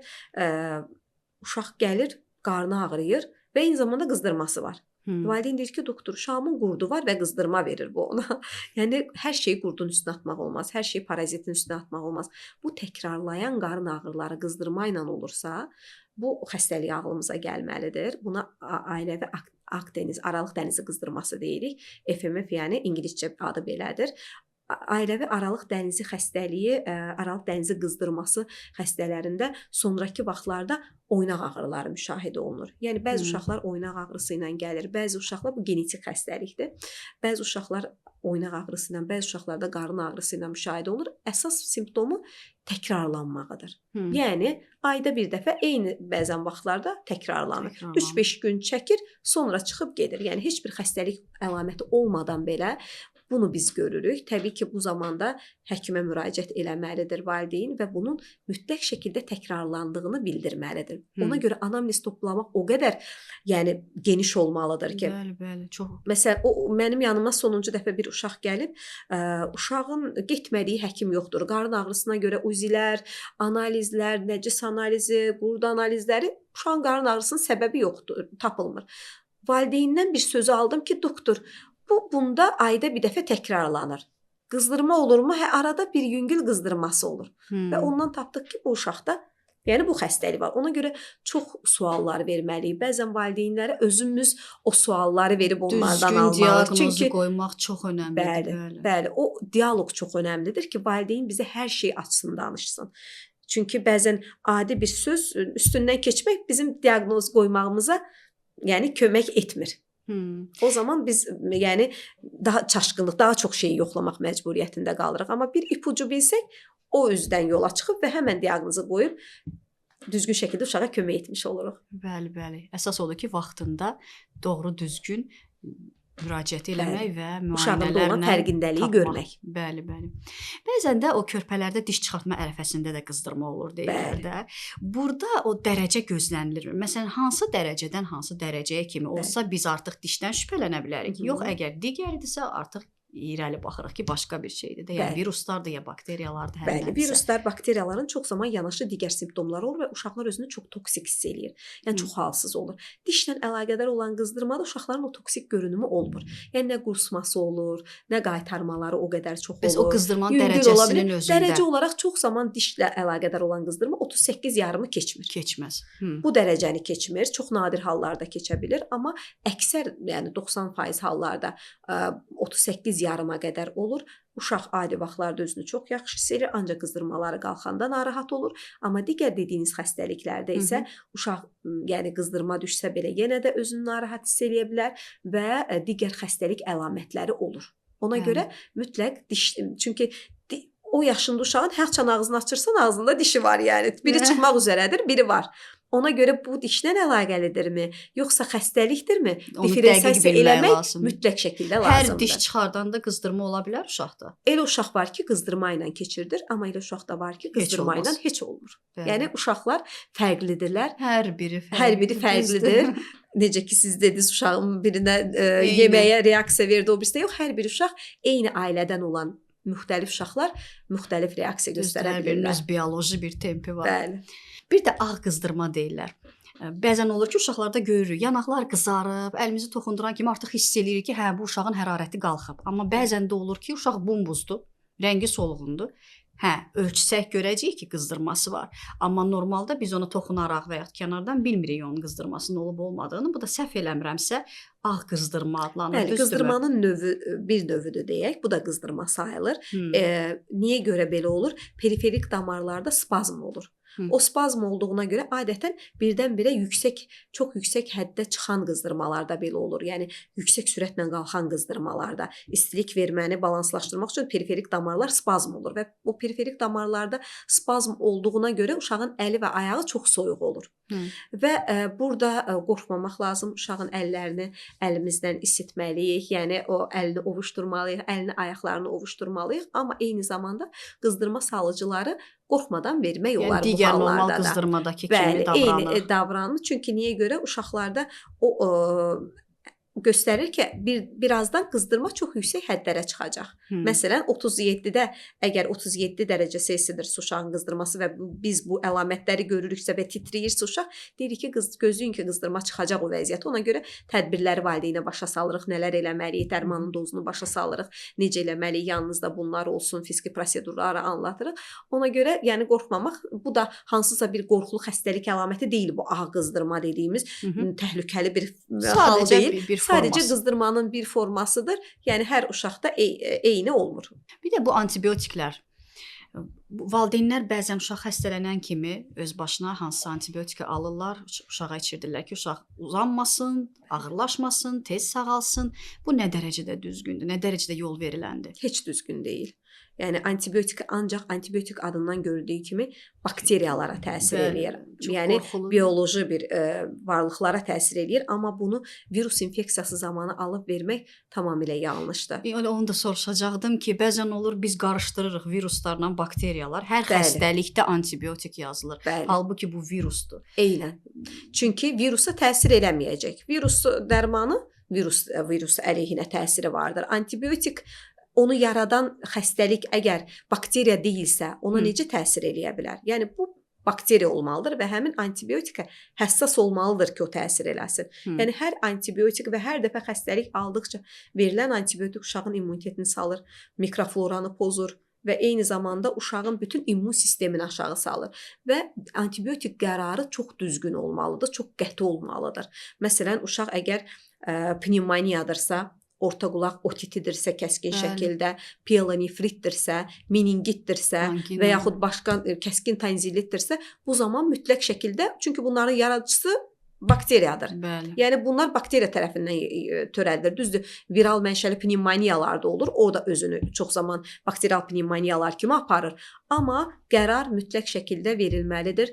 qan təhlilləri olunmalıdır, lazımdırsa virus əleyhinə Yəni müayinələr bunu həkim götürülməlidir. təyin eləməlidir. Eynən bunu həkim təyin eləməlidir. Qeyri-həkim bunu təyin eləyə bilməz. Valideyn öz başına alıb antibiotik aptekdən verməməlidir uşağına. Xaricdə bunların antibiotiklər bilirsiniz ki, xüsusi reseptlə verilir. Bəli, bəli, Heç bir qadağandır, valideyn düzdür. yaxınlaşıb aptekdən istədiyi resepti, istədiyi antibiotik uşağına almaz. Yəni o uşağına fayda vermək əvəzinə ziyan verir. vermiş olar və ona görə də dövlət buna icazə vermir. Hələ ki bizdə belə bir Qadağa qaydalar yoxdur. yoxdur. Ona görə valideynlər istədiyi antibiotiki sevdiklərini alırlar və hər qızdırma olanda uşağa verirlər. Yəni bilmədiklərinə təəssüf, görə, amma düzdür. mən dediyim kimi əksər valideyn artıq fərqindədir. Bunun uşağa hətta deyirlər doktor antibiotik yazmayın. Bunu belə deyən valideynlər bəli. var. Çünki uşağının Necə sağlamlığının eləyək? fərqindədir. Niyə ki bircə Hə, antibiotik Bəli, yazmır? uşağının sağlamlığının fərqində olan, yəni onun hamısı fərqindədir əslində, amma elə bilirlər ki, antibiotik həmən hər şeyi qaydasına qoyacaq. Yoxsa xəstəlik uzanacaq, yoxsa daha ağır vəziyyətə keçəcək. Həmişə deyirlər ki, doktor antibiotik verək qabağını alaq, ciyərə bəli, keçməsin. Amma elə bir şey yoxdur. Yəni bu ciyərə keçibsə, keçib artıq. Yəni ilk günlərdən pnevmoniya özünü pnevmoniya kimi aparır. Düzdür, bəzən ağırlaşma olaraq da biz pnevmoniyanı görürük, amma onun qabağını alaq ki, pnevmoniya verməsin, antibiotiklə qabağını alaq. Belə bir şeylər qətiyyən yol verilməzdir. Ona görə nəinki və antibiotiklərdə artıq rezistentlik yaranır mikroblarda antibiotiklərə qarşı. O qədər artıq hər problemdə antibiotik istifadə olunub ki, artıq uşaqların başqa xəstəlikdə qəbul elədiyi antibiotik fayda vermir normal xəstəlikdə. Çünki mikroblar artıq daha dözümlü ştamları yaranıb antibiotiklərə daha, yəni əvvəl antibiotiklərə həssas idırsa, həmin mikrobun təsirindən antibiotikin təsirindən ölürdülərsə, artıq onlar da dözümlülük əldə edib. Niyə görə? Artıq o torpağa qarışıb, artıq bizim qəbul etdiyimiz tərəvəzlərin içərisində o antibiotiklər belə var. Niyə görə? Çünki tullantı məhsulları, hətta belə uşaqların, yəni o torpağa gedən belə deyək, həmin antibiotiklər, o zibilliyə gedən antibiotiklər belə, onlar belə hamısı qayıdır və artıq o, yəni qidaların belə tərkibində olur. Ona görə lazım olduğu qədər istifadə eləmək, evə alıb hazır şəkildə qoymamaq, çox vacibdirsə istifadə eləmək həkim təyinatı ilə mütləq şəkildə bunların dozalanması da həkim tərəfindən olmalıdır. Bəzən elə olur ki, xəstə gəlir, anginadır, valideynin alıb verib baxırıq ki, angina uşaq antibiotik içib amma sağalmayıb. Görürük ki, düzgün dozada içməyib. Niyə görə? Çünki o dozanı təyin olunmalıdır da, yəni normal şəkildə təyin olmalıdır. Milliqram, kiloqram. Çünki hər bir uşaq eyni yaşda, eyni çəkidə olmur axı. Yəni hər bir dərmanı biz milliqram, kiloqram hesablayıb uşağa təyin edirik. Ona görə bəli, ona artıq miqdarda verilən antibiotikin də ziyanı var, az miqdarda verilən antibiotikin də xəstəliyi öldürməyəcəkdir. Elə onu da deyəcəkdim ki, bəzən olur ki, valideynlər qorxurlar antibiotikdən. İndi həkim təyin elədi, alır almağına, içizdirməyinə, amma tam eləmir. Bəli. Yəni deyir ki, 2-3 gün elədi, qızdırma düşdü, onu saxlayır və bunu da istərdim valideynlərə deyək ki, bu da düzgün deyil. Bəli, düzgün deyil, çünki hər bir xəstəliyin müalicə müddəti var. Bəli. Məsələn, birində 10 gündür, birində 14 gündür, birində 7 gündür. Onu yarıda saxlamağın fəsadından Onu yarıda ola bilər. saxlamaq xəstəlik təzədən yenə aktivləşəcək. Çünki o mikrob hələ tam ölməyibdir. Ona görə təzədən başqa bir şəkildə özünü göstərəcək. Üstündən heç bir ay keçməmiş yenidən özünü göstərə bilər və yaxud bir həftə keçməmiş yenidən kəskinləşmə ilə göstərə bilər. Ona görə həkiminizin qəbul elədiyi dozada və müddətdə içməyinizi tövsiyə edirəm. Bəli. Bəzən də olur ki, hətta valideynlər ard-arda çox istifadə edirlər antibiotikdən. Düzdür, siz onların onsuz da ziyanlarından danışdınız, vurğuladınız hamısını, amma məsələn uşaq xəstələndi, antibiotik yazılıb, lap elə tutaq ki, həkim yazıb məsələn bu müddətdə müalicə ərəfəsində lazım olub, yazılıb. İstifadə olundu, üstündən az müddət keçir, uşaq yenə xəstələnir. İndi bilirik, tez-tez xəstələnən uşaqlar da var və bu zaman yenə də antibiotik. Bu nə dərəcədə ziyan ola bilər? Bəzi hallarda məcbur vəziyyətdə həkim belə yaza bilir. Məsələn, elə infeksiyalar vardır ki, çox rezistentlik, bayaq dediyim kimi antibiotiklərə qarşı rezistentlik əldə eləyən mikroblar var. Məsələn, sidik yolu infeksiyaları və yaxud pnevmoniyalar və yaxud dediyim kimi digər infeksiyalar. Yəni burada müalicə müddəti normal 10 gün oldu, getdi, uşaq müalicə olundu və yaxud 14 gün müddətində. Amma hər uşaqda yenə dediyim kimi eyni olmaya bilər vəziyyət və belə olan durumda daha uzun çəkə bilər antibiotika terapiya. Yəni uşaqlarda onu nəzərə almaq lazımdır. O göstəriciləri nəzərə almaq lazımdır. Yəni əgər mütləq vacibdirsə, bəli, həkim tərəfindən təyin olunubsa verilməlidir, məcburi durumda verilməlidir. Məsələn, elə xəstəliklər vardır ki, orada 1 ay antibiotika terapiya alır. Elə xəstəliklər vardır, 3 ay antibiotika terapiya mümkündür. Yəni bu hallar ola bilər, amma xüsusi istisnalar halında və xüsusi diaqnozu varsa uşağın. Məsələn, tutaq ki, sidik kisəsi refluksu var uşağın. Təyin olunub ki, uşaqda qalxan yolla, sidik yolundan qayıdır sidik kisəsinə doğru və bu zaman yəni antibiotika terapiya müddəti uzun çəkir uşaqlarda. Yəni normalda tutaq ki, sistit müalicəsi 7-10 gün çəkirsə, burada daha uzun çəkəcək. Çünki onun yəni reflü məsələsi əgər düzəldilməyibsə, əgər cərrahi yolla düzəldilibsə, amma düzəldilməyibsə, orada biraz uzun çəkir və yaxud elə olur ki, ayda bir neçə gün uşaq dalbadal antibiotik qəbul eləyə bilir. Yəni ona proaktiv müalicə deyirik. Yəni həkimin antibiotik təyinatları belə müxtəlif xəstəliklərdə fərqlənir. Ona görə hər bir xəstəliyin özünün diaqnozuna uyğun və xəstəyə uyğun xəstə seçimi, xəstəliyin şiddətinə, ağırlığına, formasına görə antibiotik bəli həkim tərəfindən düzgün dozada təyin olunmalı. Uşağın çəkisinə, uşağın yaşına, bunların hamısı nəzərə alınmaqla təyin olunmalıdır. Bəli. Bir də olur xəstəlik zamanı uşaqları yaman bükürlər, yorğan, qalın geyimlər, uşaq tərləsin, qızdırma çıxsın, sağalsın deyə. Bu nə dərəcədə düzgündür? Halbuki biz havalandırmaya diqqət eləməliyik, nəmləndirməyə otaqda diqqət eləməliyik, otağın temperaturuna eyni zamanda da uşağın özündə olan temperatura da diqqət eləməliyik. İstərdim bu barədə də məsləhətlərinizi verəsiniz valideynlərə. Bəli, bizdə biraz o uşaq valideynlər özləri üşüyəndə uşağı da geyindirirlər. Xüsusən xəstəlik zamanı daha da xəstəlik zamanı daha çox geyindirirlər. Amma uşaqlarda bilirsiniz də tərbəziləri daha aktiv vəziyyətdir və onlarda hələ temperatur mərkəzi, hansı ki beyində yerləşən temperatur mərkəzi tam hələ formalaşmadığına görə uşaqlar temperaturlarını stabil saxlaya bilmirlər. Ona görə tez bunlarda tərləmə halları da ona görə uşaqlarda daha çox olur və uşaqlarda tər bəzləri daha aktiv vəziyyətdə olurlar və başda daha çox yerləşdiyinə görə bunların başının daha çox tərləməsini görə bilərik, amma bu tamamilə normaldır. Və yatanda da uşaqların çox zaman bədən temperaturları aşağı düşür və onda da daha çox tərləmə müşahidə edə bilirik. Onda da tər bəzləri onda da aktiv olur. Amma bu demək deyil ki, uşaq xəstədir. O anlama gəlmir və temperatur olanda xüsusilə bükmək, biz elə bir ki, istilik vermənin qarşısını alırıq.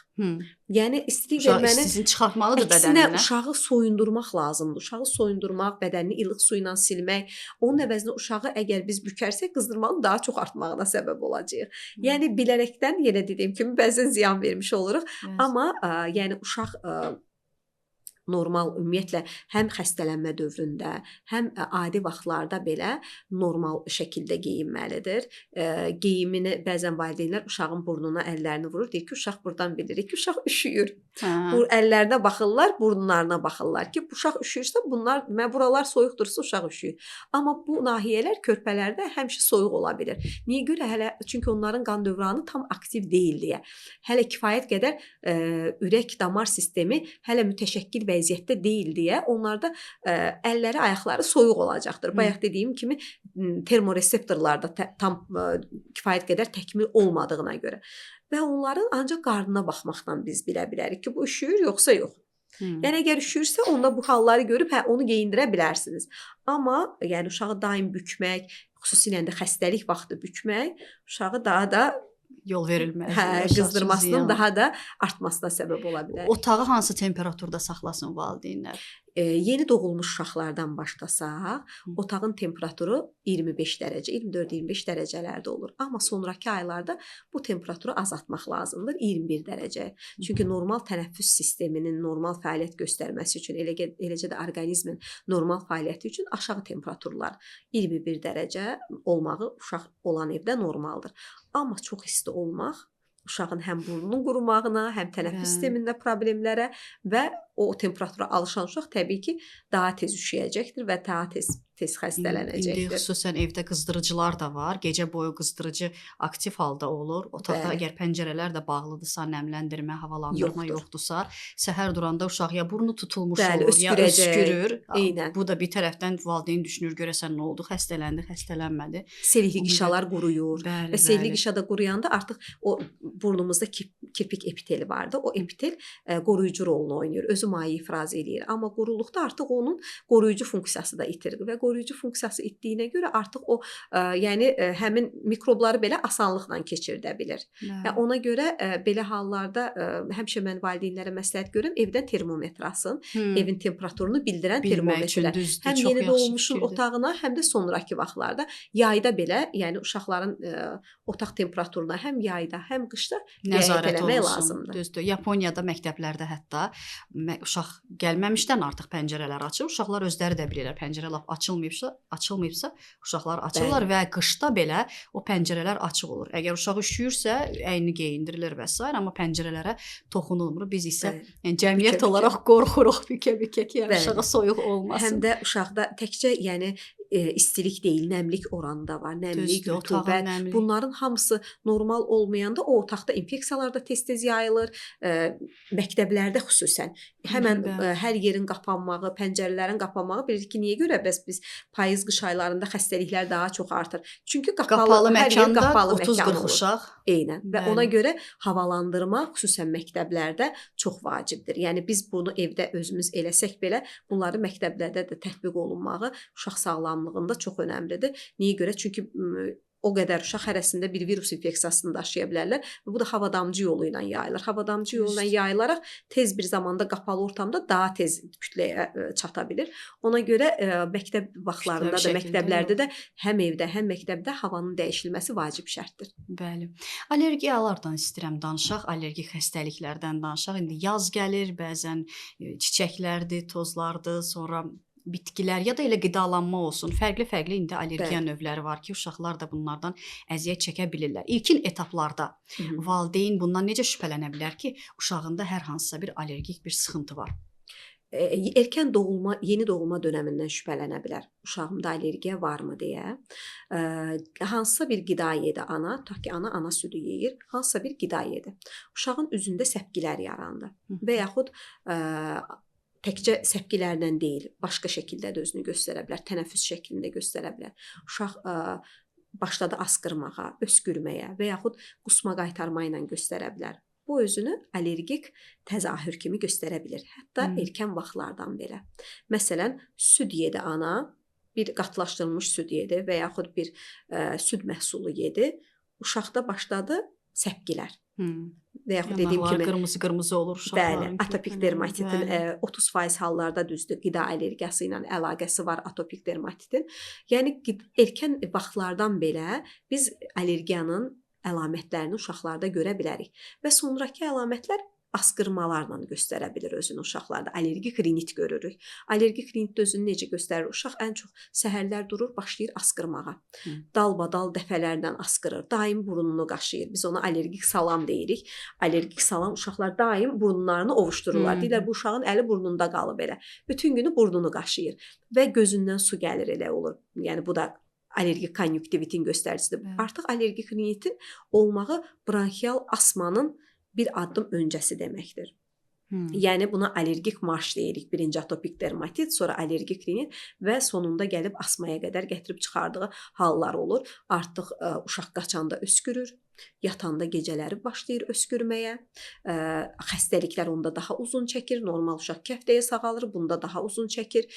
Yatanda uşaqda tənəffüsündə fitverici tənəffüslər görə bilirik və bunun dediyim kimi həm qida ilə əlaqəli olan, həm tənəffüs allergenləri ilə əlaqəli olan formaları vardır. Ona görə uşaqlarda allergiya çox önəmli bir, yəni mövzulardan biridir. Diqqətli olmaq bəli, lazımdır. diqqətli olmaq. Əgər uşağın tənəffüs allergenləri, ev tozu allergeni varsa, uşağın evdə hər şeyə fikir vermək, Oyuncaqları, yorğan döşək. xalçanı yığışdırmaq, Hı -hı. yumşaq oyuncaqları yığışdırmaq, uşağın otağında mümkün qədər yun yəni istifadəsi, yəni yun, döşək, yorğan bunların istifadəsi tamamilə olmaz. Əgər ev tozu allergiyası varsa və əgər uşağın məsələn hansısa bir heyvana qarşı allergiyası varsa, ev heyvanı, tutaq ki, pişiyə qarşı allergiyası var, onu kənarlaşdırmaq.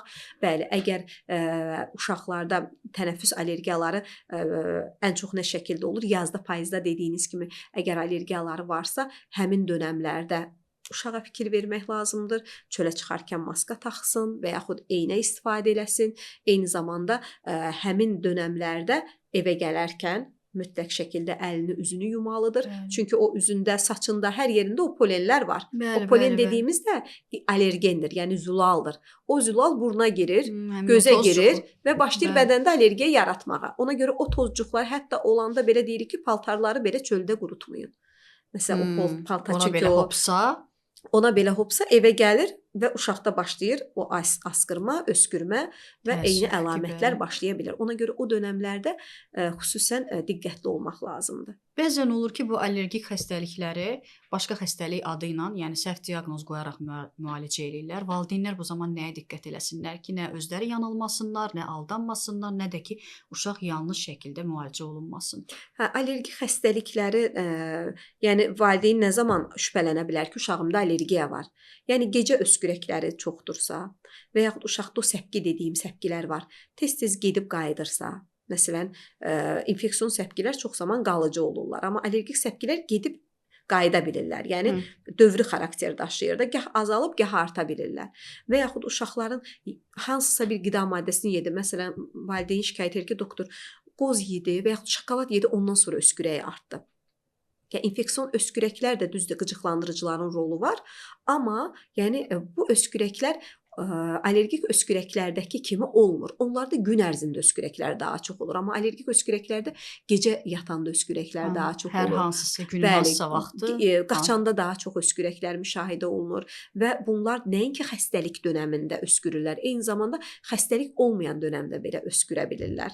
Yəni məsələn adi bir tutaq ki, heç bir virus infeksiyası yoxdur uşaqda, heç bir qızdırma yoxdur uşaqda, amma uşaq birdən-birə gecələr başlayır, durur öskürməyə. Yəni bu əgər tez-tez təkrarlanırsa, bu zaman artıq valideyn şübhələnməlidir ki, mənim uşağımda qrip yox, hansısa bir başqa öskürək yox, artıq allergik öskürəkdir. Yəni ondan şübhələnərək həkimə yəni bildirə bilər və geniş allergik müayinələr aparıla bilər. Lazımsa tənəffüs testləri olunmalıdır.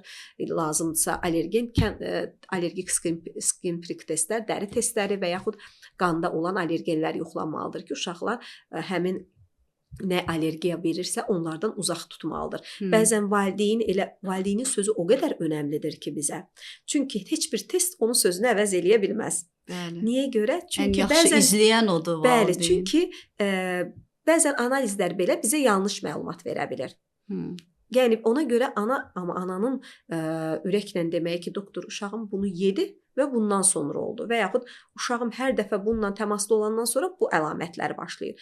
O ipuçları bizə daha çox informasiya verir, nəinki analizlər. Bəs adenoidlərdən nə danışaq doktor? Bəzən olur ki, uşaq yaxşı rahat nəfəs ala bilmir, sıxıntı yaranır. Valideynlər ümumiyyətlə başqa hansı simptomlarla qarşılaşa bilər və artıq şübhələnə bilər ki, hə, uşaqda adenoid problemi var. Adenoidi burun əti olaraq valideynlər tanıyır.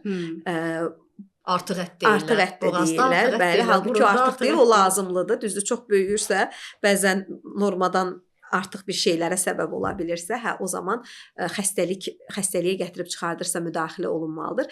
Adenoid dediyimiz burun əti bu limfoid toxumadır. Necə ki badamcıqlar, eləcə də adenoid toxuması mikrobların tutulmasında və onların məhv olmasına xidmət eləyir.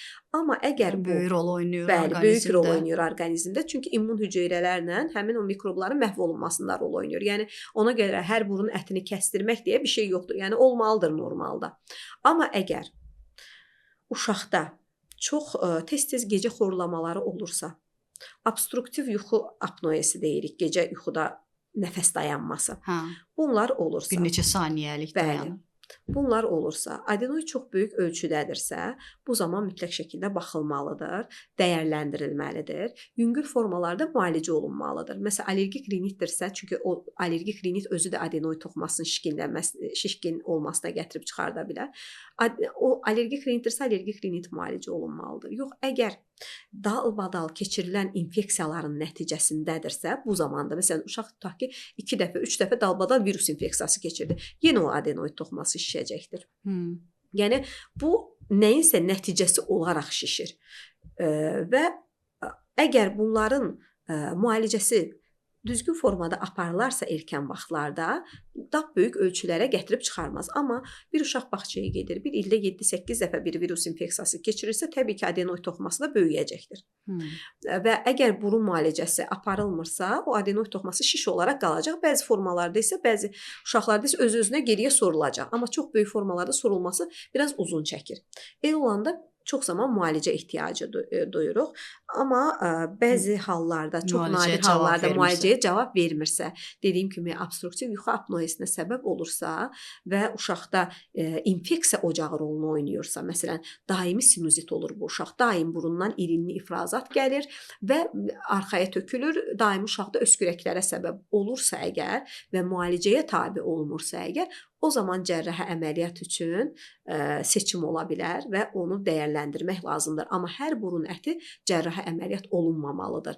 Hər burun ətində cərrahiyə göstərişi yoxdur. Hər adenoid böyüməsi, hər adenoid toxumasının böyüməsi, eləcə də tonzillaların böyüməsi mütləq şəkildə əməliyyat olunmalı deyil, müalicə olunmalıdır və yaxud müəyyən yaşda belə, məsələn, tonzillitlər müəyyən yaşda öz-özünə keçib gedə bilir.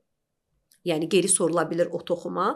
Ona görə erkən yaşlarda bu toxumaların böyük olmağı normaldır, amma dediyim kimi uşaqda ciddi fəsad yaradırsa və müalicə ilə geriyə sorulmursa, o zaman cərrahi müdaxilə şərtdir. Bəli. Səbilə xanım, uşaqlarda fiziki aktivlik bu onların sağlamlığına, immun sisteminə nə dərəcə təsir eləyir?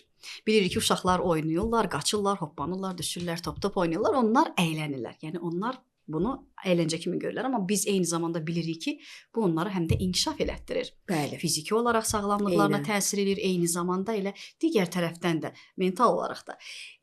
Bəs ümumiyyətlə sizin bu haqqda fikirləriniz nədir? Bəli, fiziki aktivlik uşaqlar üçün olmazsa olmazdır, çox vacibdir. Həm əzələ sisteminin inkişafında, həm dediyiniz kimi mental olaraq, eyni zamanda boy hormonunu belə stimulyasiya eləyir. Məsələn, çox tullanan uşaqları biz həmişə deyirik ki, çox sıçrasın, çox hərəkət eləsin. O uşaqların daha çox boyu daha hündür olurlar, boy artımına belə rol oynayır. Və uşaqların açıq havada fiziki aktivliklə məşğul olması daha yaxşıdır. Niyə görə? Ağciyər toxumaları daha oksigenlə daha çox dolur və onların funksiyası daha çox artır.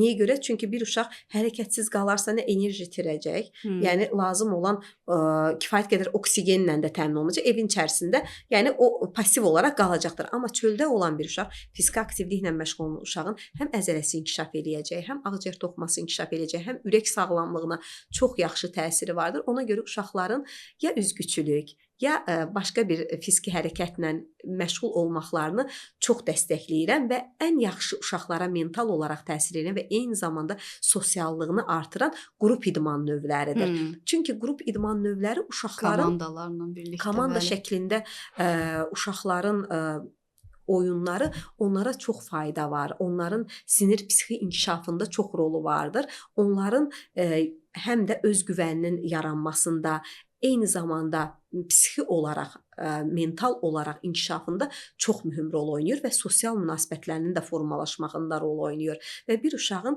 elə uşaq vardır ki, yəni biz belə uşaqları çox zaman görürük. Baxırıq ki, normal sağlam uşaqdır, fiziki göstəriciləri normaldır, boyu normaldır, amma uşaq topu atıb divara oradan tuta bilmir. Və bu demək ki, o uşaqların bir fiziki məhdudluğu vardır. Yəni az bir miqdarda da olsa o hərəkətləri etməyib deyə. Yəni bu uşaqlar topu atıb tuta bilmirlər, bəzi uşaqlar qaça bilmirlər. Yəni günümüzdə də var belə uşaqlar. Baxmayaraq ki, o uşağın nə əzələ problemi vardır, nə başqa bir ciddi bir xəstəliyi vardır. Sadəcə bu uşağın sinir əzələ inkişafında bir koordinasiya pozğunluğu vardır. Ona görə belə uşaqların mütləq şəkildə fiziki tərbiyəsi önəmlidir. Ona görə məktəblərdə bunun rolu var. Fiziki tərbiyə dərsi buna görə salınıbdır. Bəzən uşaqlar çox zaman ora getmirlər. Yəni onu bir vaxt itkisi kimi sayırlar, amma fiziki hərəkətin nə qədər lazımlı olduğunu həm valideynlərə də bildirmək lazımdır ki, yəni uşaq oynasın, çöldə oynasın və yaxud üzgüçlüyə getsin və yaxud topla oynasın, qrup idman növlərinə qoşulsun. Bunların uşağın inkişafına həqiqətən çox böyük dəstəkləyici rolu vardır. Və xüsusən də nəzərə alsaq hələ açıq havada bu olsa lap da yaxşı olar, deyilmi? Bəli, o koordinasiya pozğunluğu çünki çox rastlaşırıq. Uşaq torpağa ayaq basırsa, uşaq günəşə baxırsa, uşaq küləklə oynayırsa, yəni ümumiyyətlə təbiətlə qidalanırsa, eyni zamanda da bəli, yaşıdları ilə olursa, bu çox gözəldir. Bəli, məsələn, uşaqların adi bir fiziki aktivliyini heç oynamasalar belə, bir fiziki şəkildə, məsələn, televizor qarşısında oturub qalmaqdansa, bir qayçı ilə nəsə kəsmək, bir nəsə hazırlamaq, əl motorika bacarığını inkişaf elətdirmək lazımdır. Çünki motor bacarıqlar inkişaf elədikcə beyin yarımkürələri də inkişaf eləyir. Yəni onun xırda motoru, incə motorikanın belə beyin inkişafına nə qədər dəstəkləyici rolu vardır. Ona görə koordinasiya pozğunluğu olan uşaqları belə erkən yaşlarda dəyərləndirmək və onları bu fiziki tərbiyəyə daha çox yönləndirmək məsləhət görülür. Sağlam uşaqları da eyni zamanda, amma o birisi uşaqları da mütləq şəkildə yəni görmək lazımdır. Məsələn, bir uşaq ayaq üstündə, tək ayaq üstündə durmağı bacarırmı? Və yaxud bir topu atıb tutmağı bacarırmı? Təkcə uşağın, yəni boyunu, çəkini, başqa pediatrik müayinələrlə yanaşı bu sinir psixi inkişafını da mütləq şəkildə dəyərləndirmək lazımdır. Bəli, bəzən valideynlər istəmir uşaq torpaqla oynasın, qumla oynasın, fərqli səbəblərdən, xüsusən də gigiyena filan düşünürlər, bununla əlaqəli mane olurlar. Halbuki bəzən ümumiyyətlə uşaq açıq havaya çıxdısa heç oyuncağa ehtiyac duymur. Təbiət özü onun oyuncağına çevrilir. Təbiətdəki o vasitələr çubuqdur, daşdır, torpaqdır və bunlar onu həqiqətən də inkişaf elətdirir. Və təsəvvür eləyək ki, uşaq bütün günü gəzdi. Bütün gün deməyək də, yəni bu real deyil. Gəzdi, havasını aldı, oynadı, gəlir əlbəttə ki, o artıq yuxusunu da yaxşı alacaq. Və bu zaman istərdim yuxu rejimindən biraz danışaq. Bu nə dərəcədə önəmlidir? Çünki bilirik ki, yatan zaman belə beyin gün ərzində olanları emal eləməklə məşğul olur. Bədən inkişaf eləyir və bir də qaydasında olmayan yuxu vərdişləri var. Bunlara toxunaq biraz. Bəli, çox düzgün vurğuladınız ki, havada olan uşaq daha yaxşı yatacaqdır. Onun yuxu prinsiplərində ayrıca bir punktdur. Niyə görə? Çünki deyir uşaq işıqlı havada rəngli hərəkət edən əşyaları görməlidir ki, onun yuxusu stimulyasiya olunsun. Onun yuxusuna çox təsiri vardır. Onu bəzən uşaqları axşam gəzdirirlər bu şəkildə, amma işıqlı gün havasında görməlidir uşaq. Rəngli hərəkət edən əşyası. Onun bəli, yuxunun daha çox stimulyasiya etməyə görünmüşdür. Yəni belə bir araşdırılma aparılmışdır. Yuxunun o qədər yəni belə incəlikləri vardır ki, həqiqətən də. Yəni bəzən elə bilirik ki, uşaq elə doğulan kimi özü bizim kimi saatla saat yatmalıdır. Yəni elə bir şey yoxdur. Yəni yuxu şərti refleksdir. Yəni qazanılma refleksdir. Erkən aylarda uşaqlar sutkanın 20 saatını yata bilirlər. Yəni 24 saatını, 20 saatını yata bilirlər. Çünki tələbatları daha çoxdur. Amma sonrakı aylarda artıq onun fiziki hərəkətləri artır. Artıq onun yuxuya olan ehtiyacı da azalır və 6 ayından başlayaraq artıq biz uşağa yuxu rutinini öyrətməyə başlayırıq. Yuxu rutini nədir? Hər gün eyni yerdə yatızdırmaq, hər gün eyni saatda yatızdırmaq, yuxuya gedəndə qaranlıq ortamın olmağı, çünki melatoninin sintezi üçün qaranlıq olmalıdır ki, uşaq ona hazırlaşsın. Sonra uşağı bu rutinləri hazırlamaq lazımdır ki, uşağı yatdığı yerdə birdən-birə götürüb, yəni oynadığı yerdə birdən-birə götürüb yatağa aparmaq düzgün deyil. Bunu rutin halına salmaq lazım. Eyni hərəkətləri ardıcıllıqla etmək. Məsələn, biz özümüz yuxuya necə hazırlayırıq? Biz özümüz necə hazırlaşırıq yuxuya? Dişlərimizi sürdük, tutaq ki, qapını bağladıq, pijama geyindik. Bunu da uşağa bu şəkildə eləyirik. Əllərini yuduq, ayaqlarını yuduq, pijamalarını geyindirdik, bir masaj elədik yerində, bir tutaq ki, onun üçün bir ninni qoyduq. Bu şəkildə uşağı elə bir yuxuya hazırlayırıq. Artıq uşaq yuxuya getmək olduğunu artıq uşaq bilir. Artıq bildiyinə görə, yəni biz də yuxu problemləri ilə rastlaşmırıq. Amma bunları təbii ki, hər uşaqda eyni olmur. Təbii ki, hər uşaq rutinə uymur. Təbii ki, bu standart olunmur. Hər uşaqda eyni olmur. Bəzi uşaq gecə oyanmaları olur, bəzi uşaqlarda gecə terrorları olur. Bəli, bəli. Bəzi uşaqlar yuxuya getmədə çətinlik çəkirlər. Ona görə bu kənara çıxmaları belə həkim tərəfindən dəyərləndirilməlidir. Uşaq yatanda gecənin bir yarısında oyanır, heç kəsi tanımır, gözü yumulu ağlayır. Krizis ilə bəzi Bəli, terror. ürəyi tez-tez döyünür, suya yaxın gəlmir, nə istəyir, heç kəsi tanımır, yəni gözü yumulu olur və bəzən aça bilər, amma qıpqırmızı olur, həyəcanlı, təşvişli olur və bu çox zaman eyni vaxtlarda təkrarlanır. Yəni hər gün olur. Bəzi uşaqlarda yəni həftədə 2 dəfə ola bilər və hər yaşda özünü göstərə bilər. Gecə yuxularında biz onu görürük və gündüz yuxusu problem olan uşaqlarda və yaxud davamlı yuxu almayan uşaqlarda biz bunu görə bilirik. Bəzi hallarda bu öz-özünə keçib gedir. Amma bəzi hallarda isə xaricdə belə qaydalar vardır. Uşağı həmin bilirlər ki, hansı saatda olacaq, çünki hər gün eyni saatda olur. Həmin saatdan 1-2 saat öncə oyandırırlar, o zamanı keçirdirlər, ondan sonra yenidən yatızdırırlar. Yəni o qədər dəhşətli olur ki, hətta uşaq, yəni valideyn üçün düşünün, bir heç nə ilə razılaşmayan və yuxuda ağlayan və qışqıran, heç nə yaxın gəlməyən bir uşaq. Bu zamandan keçir. Bəzi hallarda keçmədikdə dərman istifadə edirik. Çox zaman öz başına keçib gedə bilir. Bəzi hallarda isə yuxuda olan frontal lob epilepsiyaları ilə səhv salına bilir və əgər onunla yanaşı digər əlamətlər də varsa, yuxu EEG-si məsləhət görülür uşaqlara. Yəni yuxunun digər pozuntuları gecə kabuslardır. Uşaqlar yuxuda problemlər görə bilərlər, yəni dəhşətli bir varlıqlar görə bilərlər, onda da oyanırlar. Amma onu çox zaman uşaqlar film izləyəndə ən çox müşahidə edirik. Yuxuda gəzmə halları müşahidə olunur uşaqlarda, yuxu pozğunluqları. Yəni bunların xüsusi çox zaman yəni yuxu gözləmələri ilə keçib gedir. Dediyim kimi düzgün yuxu prinsiplərini valideynə izah edirik ki, hansı qaydada olmalıdır və yatağı çox zaman uşaqların 1 yaşdan sonra, bəzi hallarda isə ən optimal variant 2 yaşından sonra valideynlə birgə yatmamalıdır.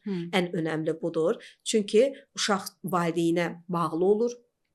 Uzun müddət valideynlə yatanda ayrılma problemi yaşayır, bağçaya gedəndə, eyni zamanda məktəbə gedəndə uşağın özgüvəni olmur. Ona görə 2 yaş, ən maksimal yaş 2 yaş, 2 yaşından sonra uşaqların ayrılmağını tövsiyə edirik. Təbii ki, ev şəraiti də uyğundursa.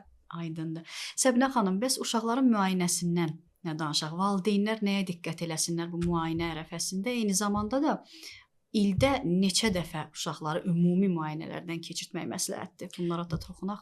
Deməli, əgər uşaq 1 yaşından kiçikdirsə, 6 ayına qədər hər ay həkim müayinəsində olmalıdır.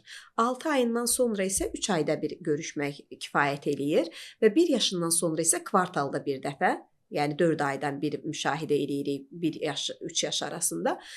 2 yaşa qədərdən bu ola bilər. Sonrakı illərdə isə ildə bir dəfə pediatrik müayinə, boy çəki bunlar təqibdə olmalıdır. Yəni uşaqları 3-4 ildən bir həkimə gətirmək olmaz. Heç olmasa ildə bir uşaqların pediatrik müayinəsi şərtdir. Bəli. Bu zaman həmin peyvəndlərinə baxılmalıdır, boy çəki indeksi müəyyən olunmalıdır, ürək fəaliyyəti müşahidə olunmalıdır, yeniyetmə dövründə mütləq skalyoz probleminə baxılmalıdır. Çünki yeniyetmə dövründə skalyoz problemi ilə rastlaşırıq. Yəni dediyimiz profilaktik müayinələr təkcə xəstəlik olanda deyil, eyni zamanda xəstəliklərin profilaktikası müalicəsindən daha asandır. Yəni ona görə bu problemləri görürüksə, vaxtında valideynə bildiririk ki, uşağında bu problemlər var, nələrə diqqət eləməlidir, bu yaşda qidalanması necə olmalıdır, hansısa əksik bir peyvəndimiz varmı, qan dərmanı içməliyikmi, vitamin D profilaktikası aparılmalıdırmı və yaxud hər hansı bir xəstəlik varsa, onu qarşısı alınmalıdır, göz müayinəsi olunmalıdır. Yəni bunların hamısını valideynə bildiririk. Səbinə xanım, sizə təşəkkür edirəm. Çox sağ olun. Dəyərli vaxtınızdan ayırıb fikirlərinizi, bildiklərinizi bizlə bölüşdünüz və inanıram ki, valideynlər üçün də çox faydalı oldu. Mən təşəkkür edirəm dəvətiniz üçün. Maarifləndirmək hər zaman bizim borcumuzdur. Bir həkim olaraq, bir pediatr olaraq biz valideynlərə çalışırıq ki, həmişə düzgün və lazımlı tövsiyələr verək. Əməyiniz böyükdür. Sağlamlıq əlbəttə ki, çox ciddi bir mövzudur. Buna görə də hər şeyə görə həmişə təşəkkür edirəm. Çox sağ olun. Hədiyyəmizi də qəbul eləyin Səbinə xanım.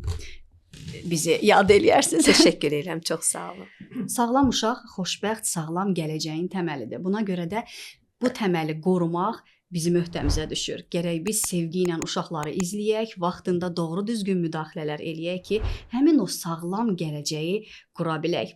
Smart Sağlam İnkişaf Platformasının təşkilatçılığı ilə Valideyn Bələdçisi podkastını izlədiniz. Sağlam olun, salamat qalın. Növbəti görüşlərədək.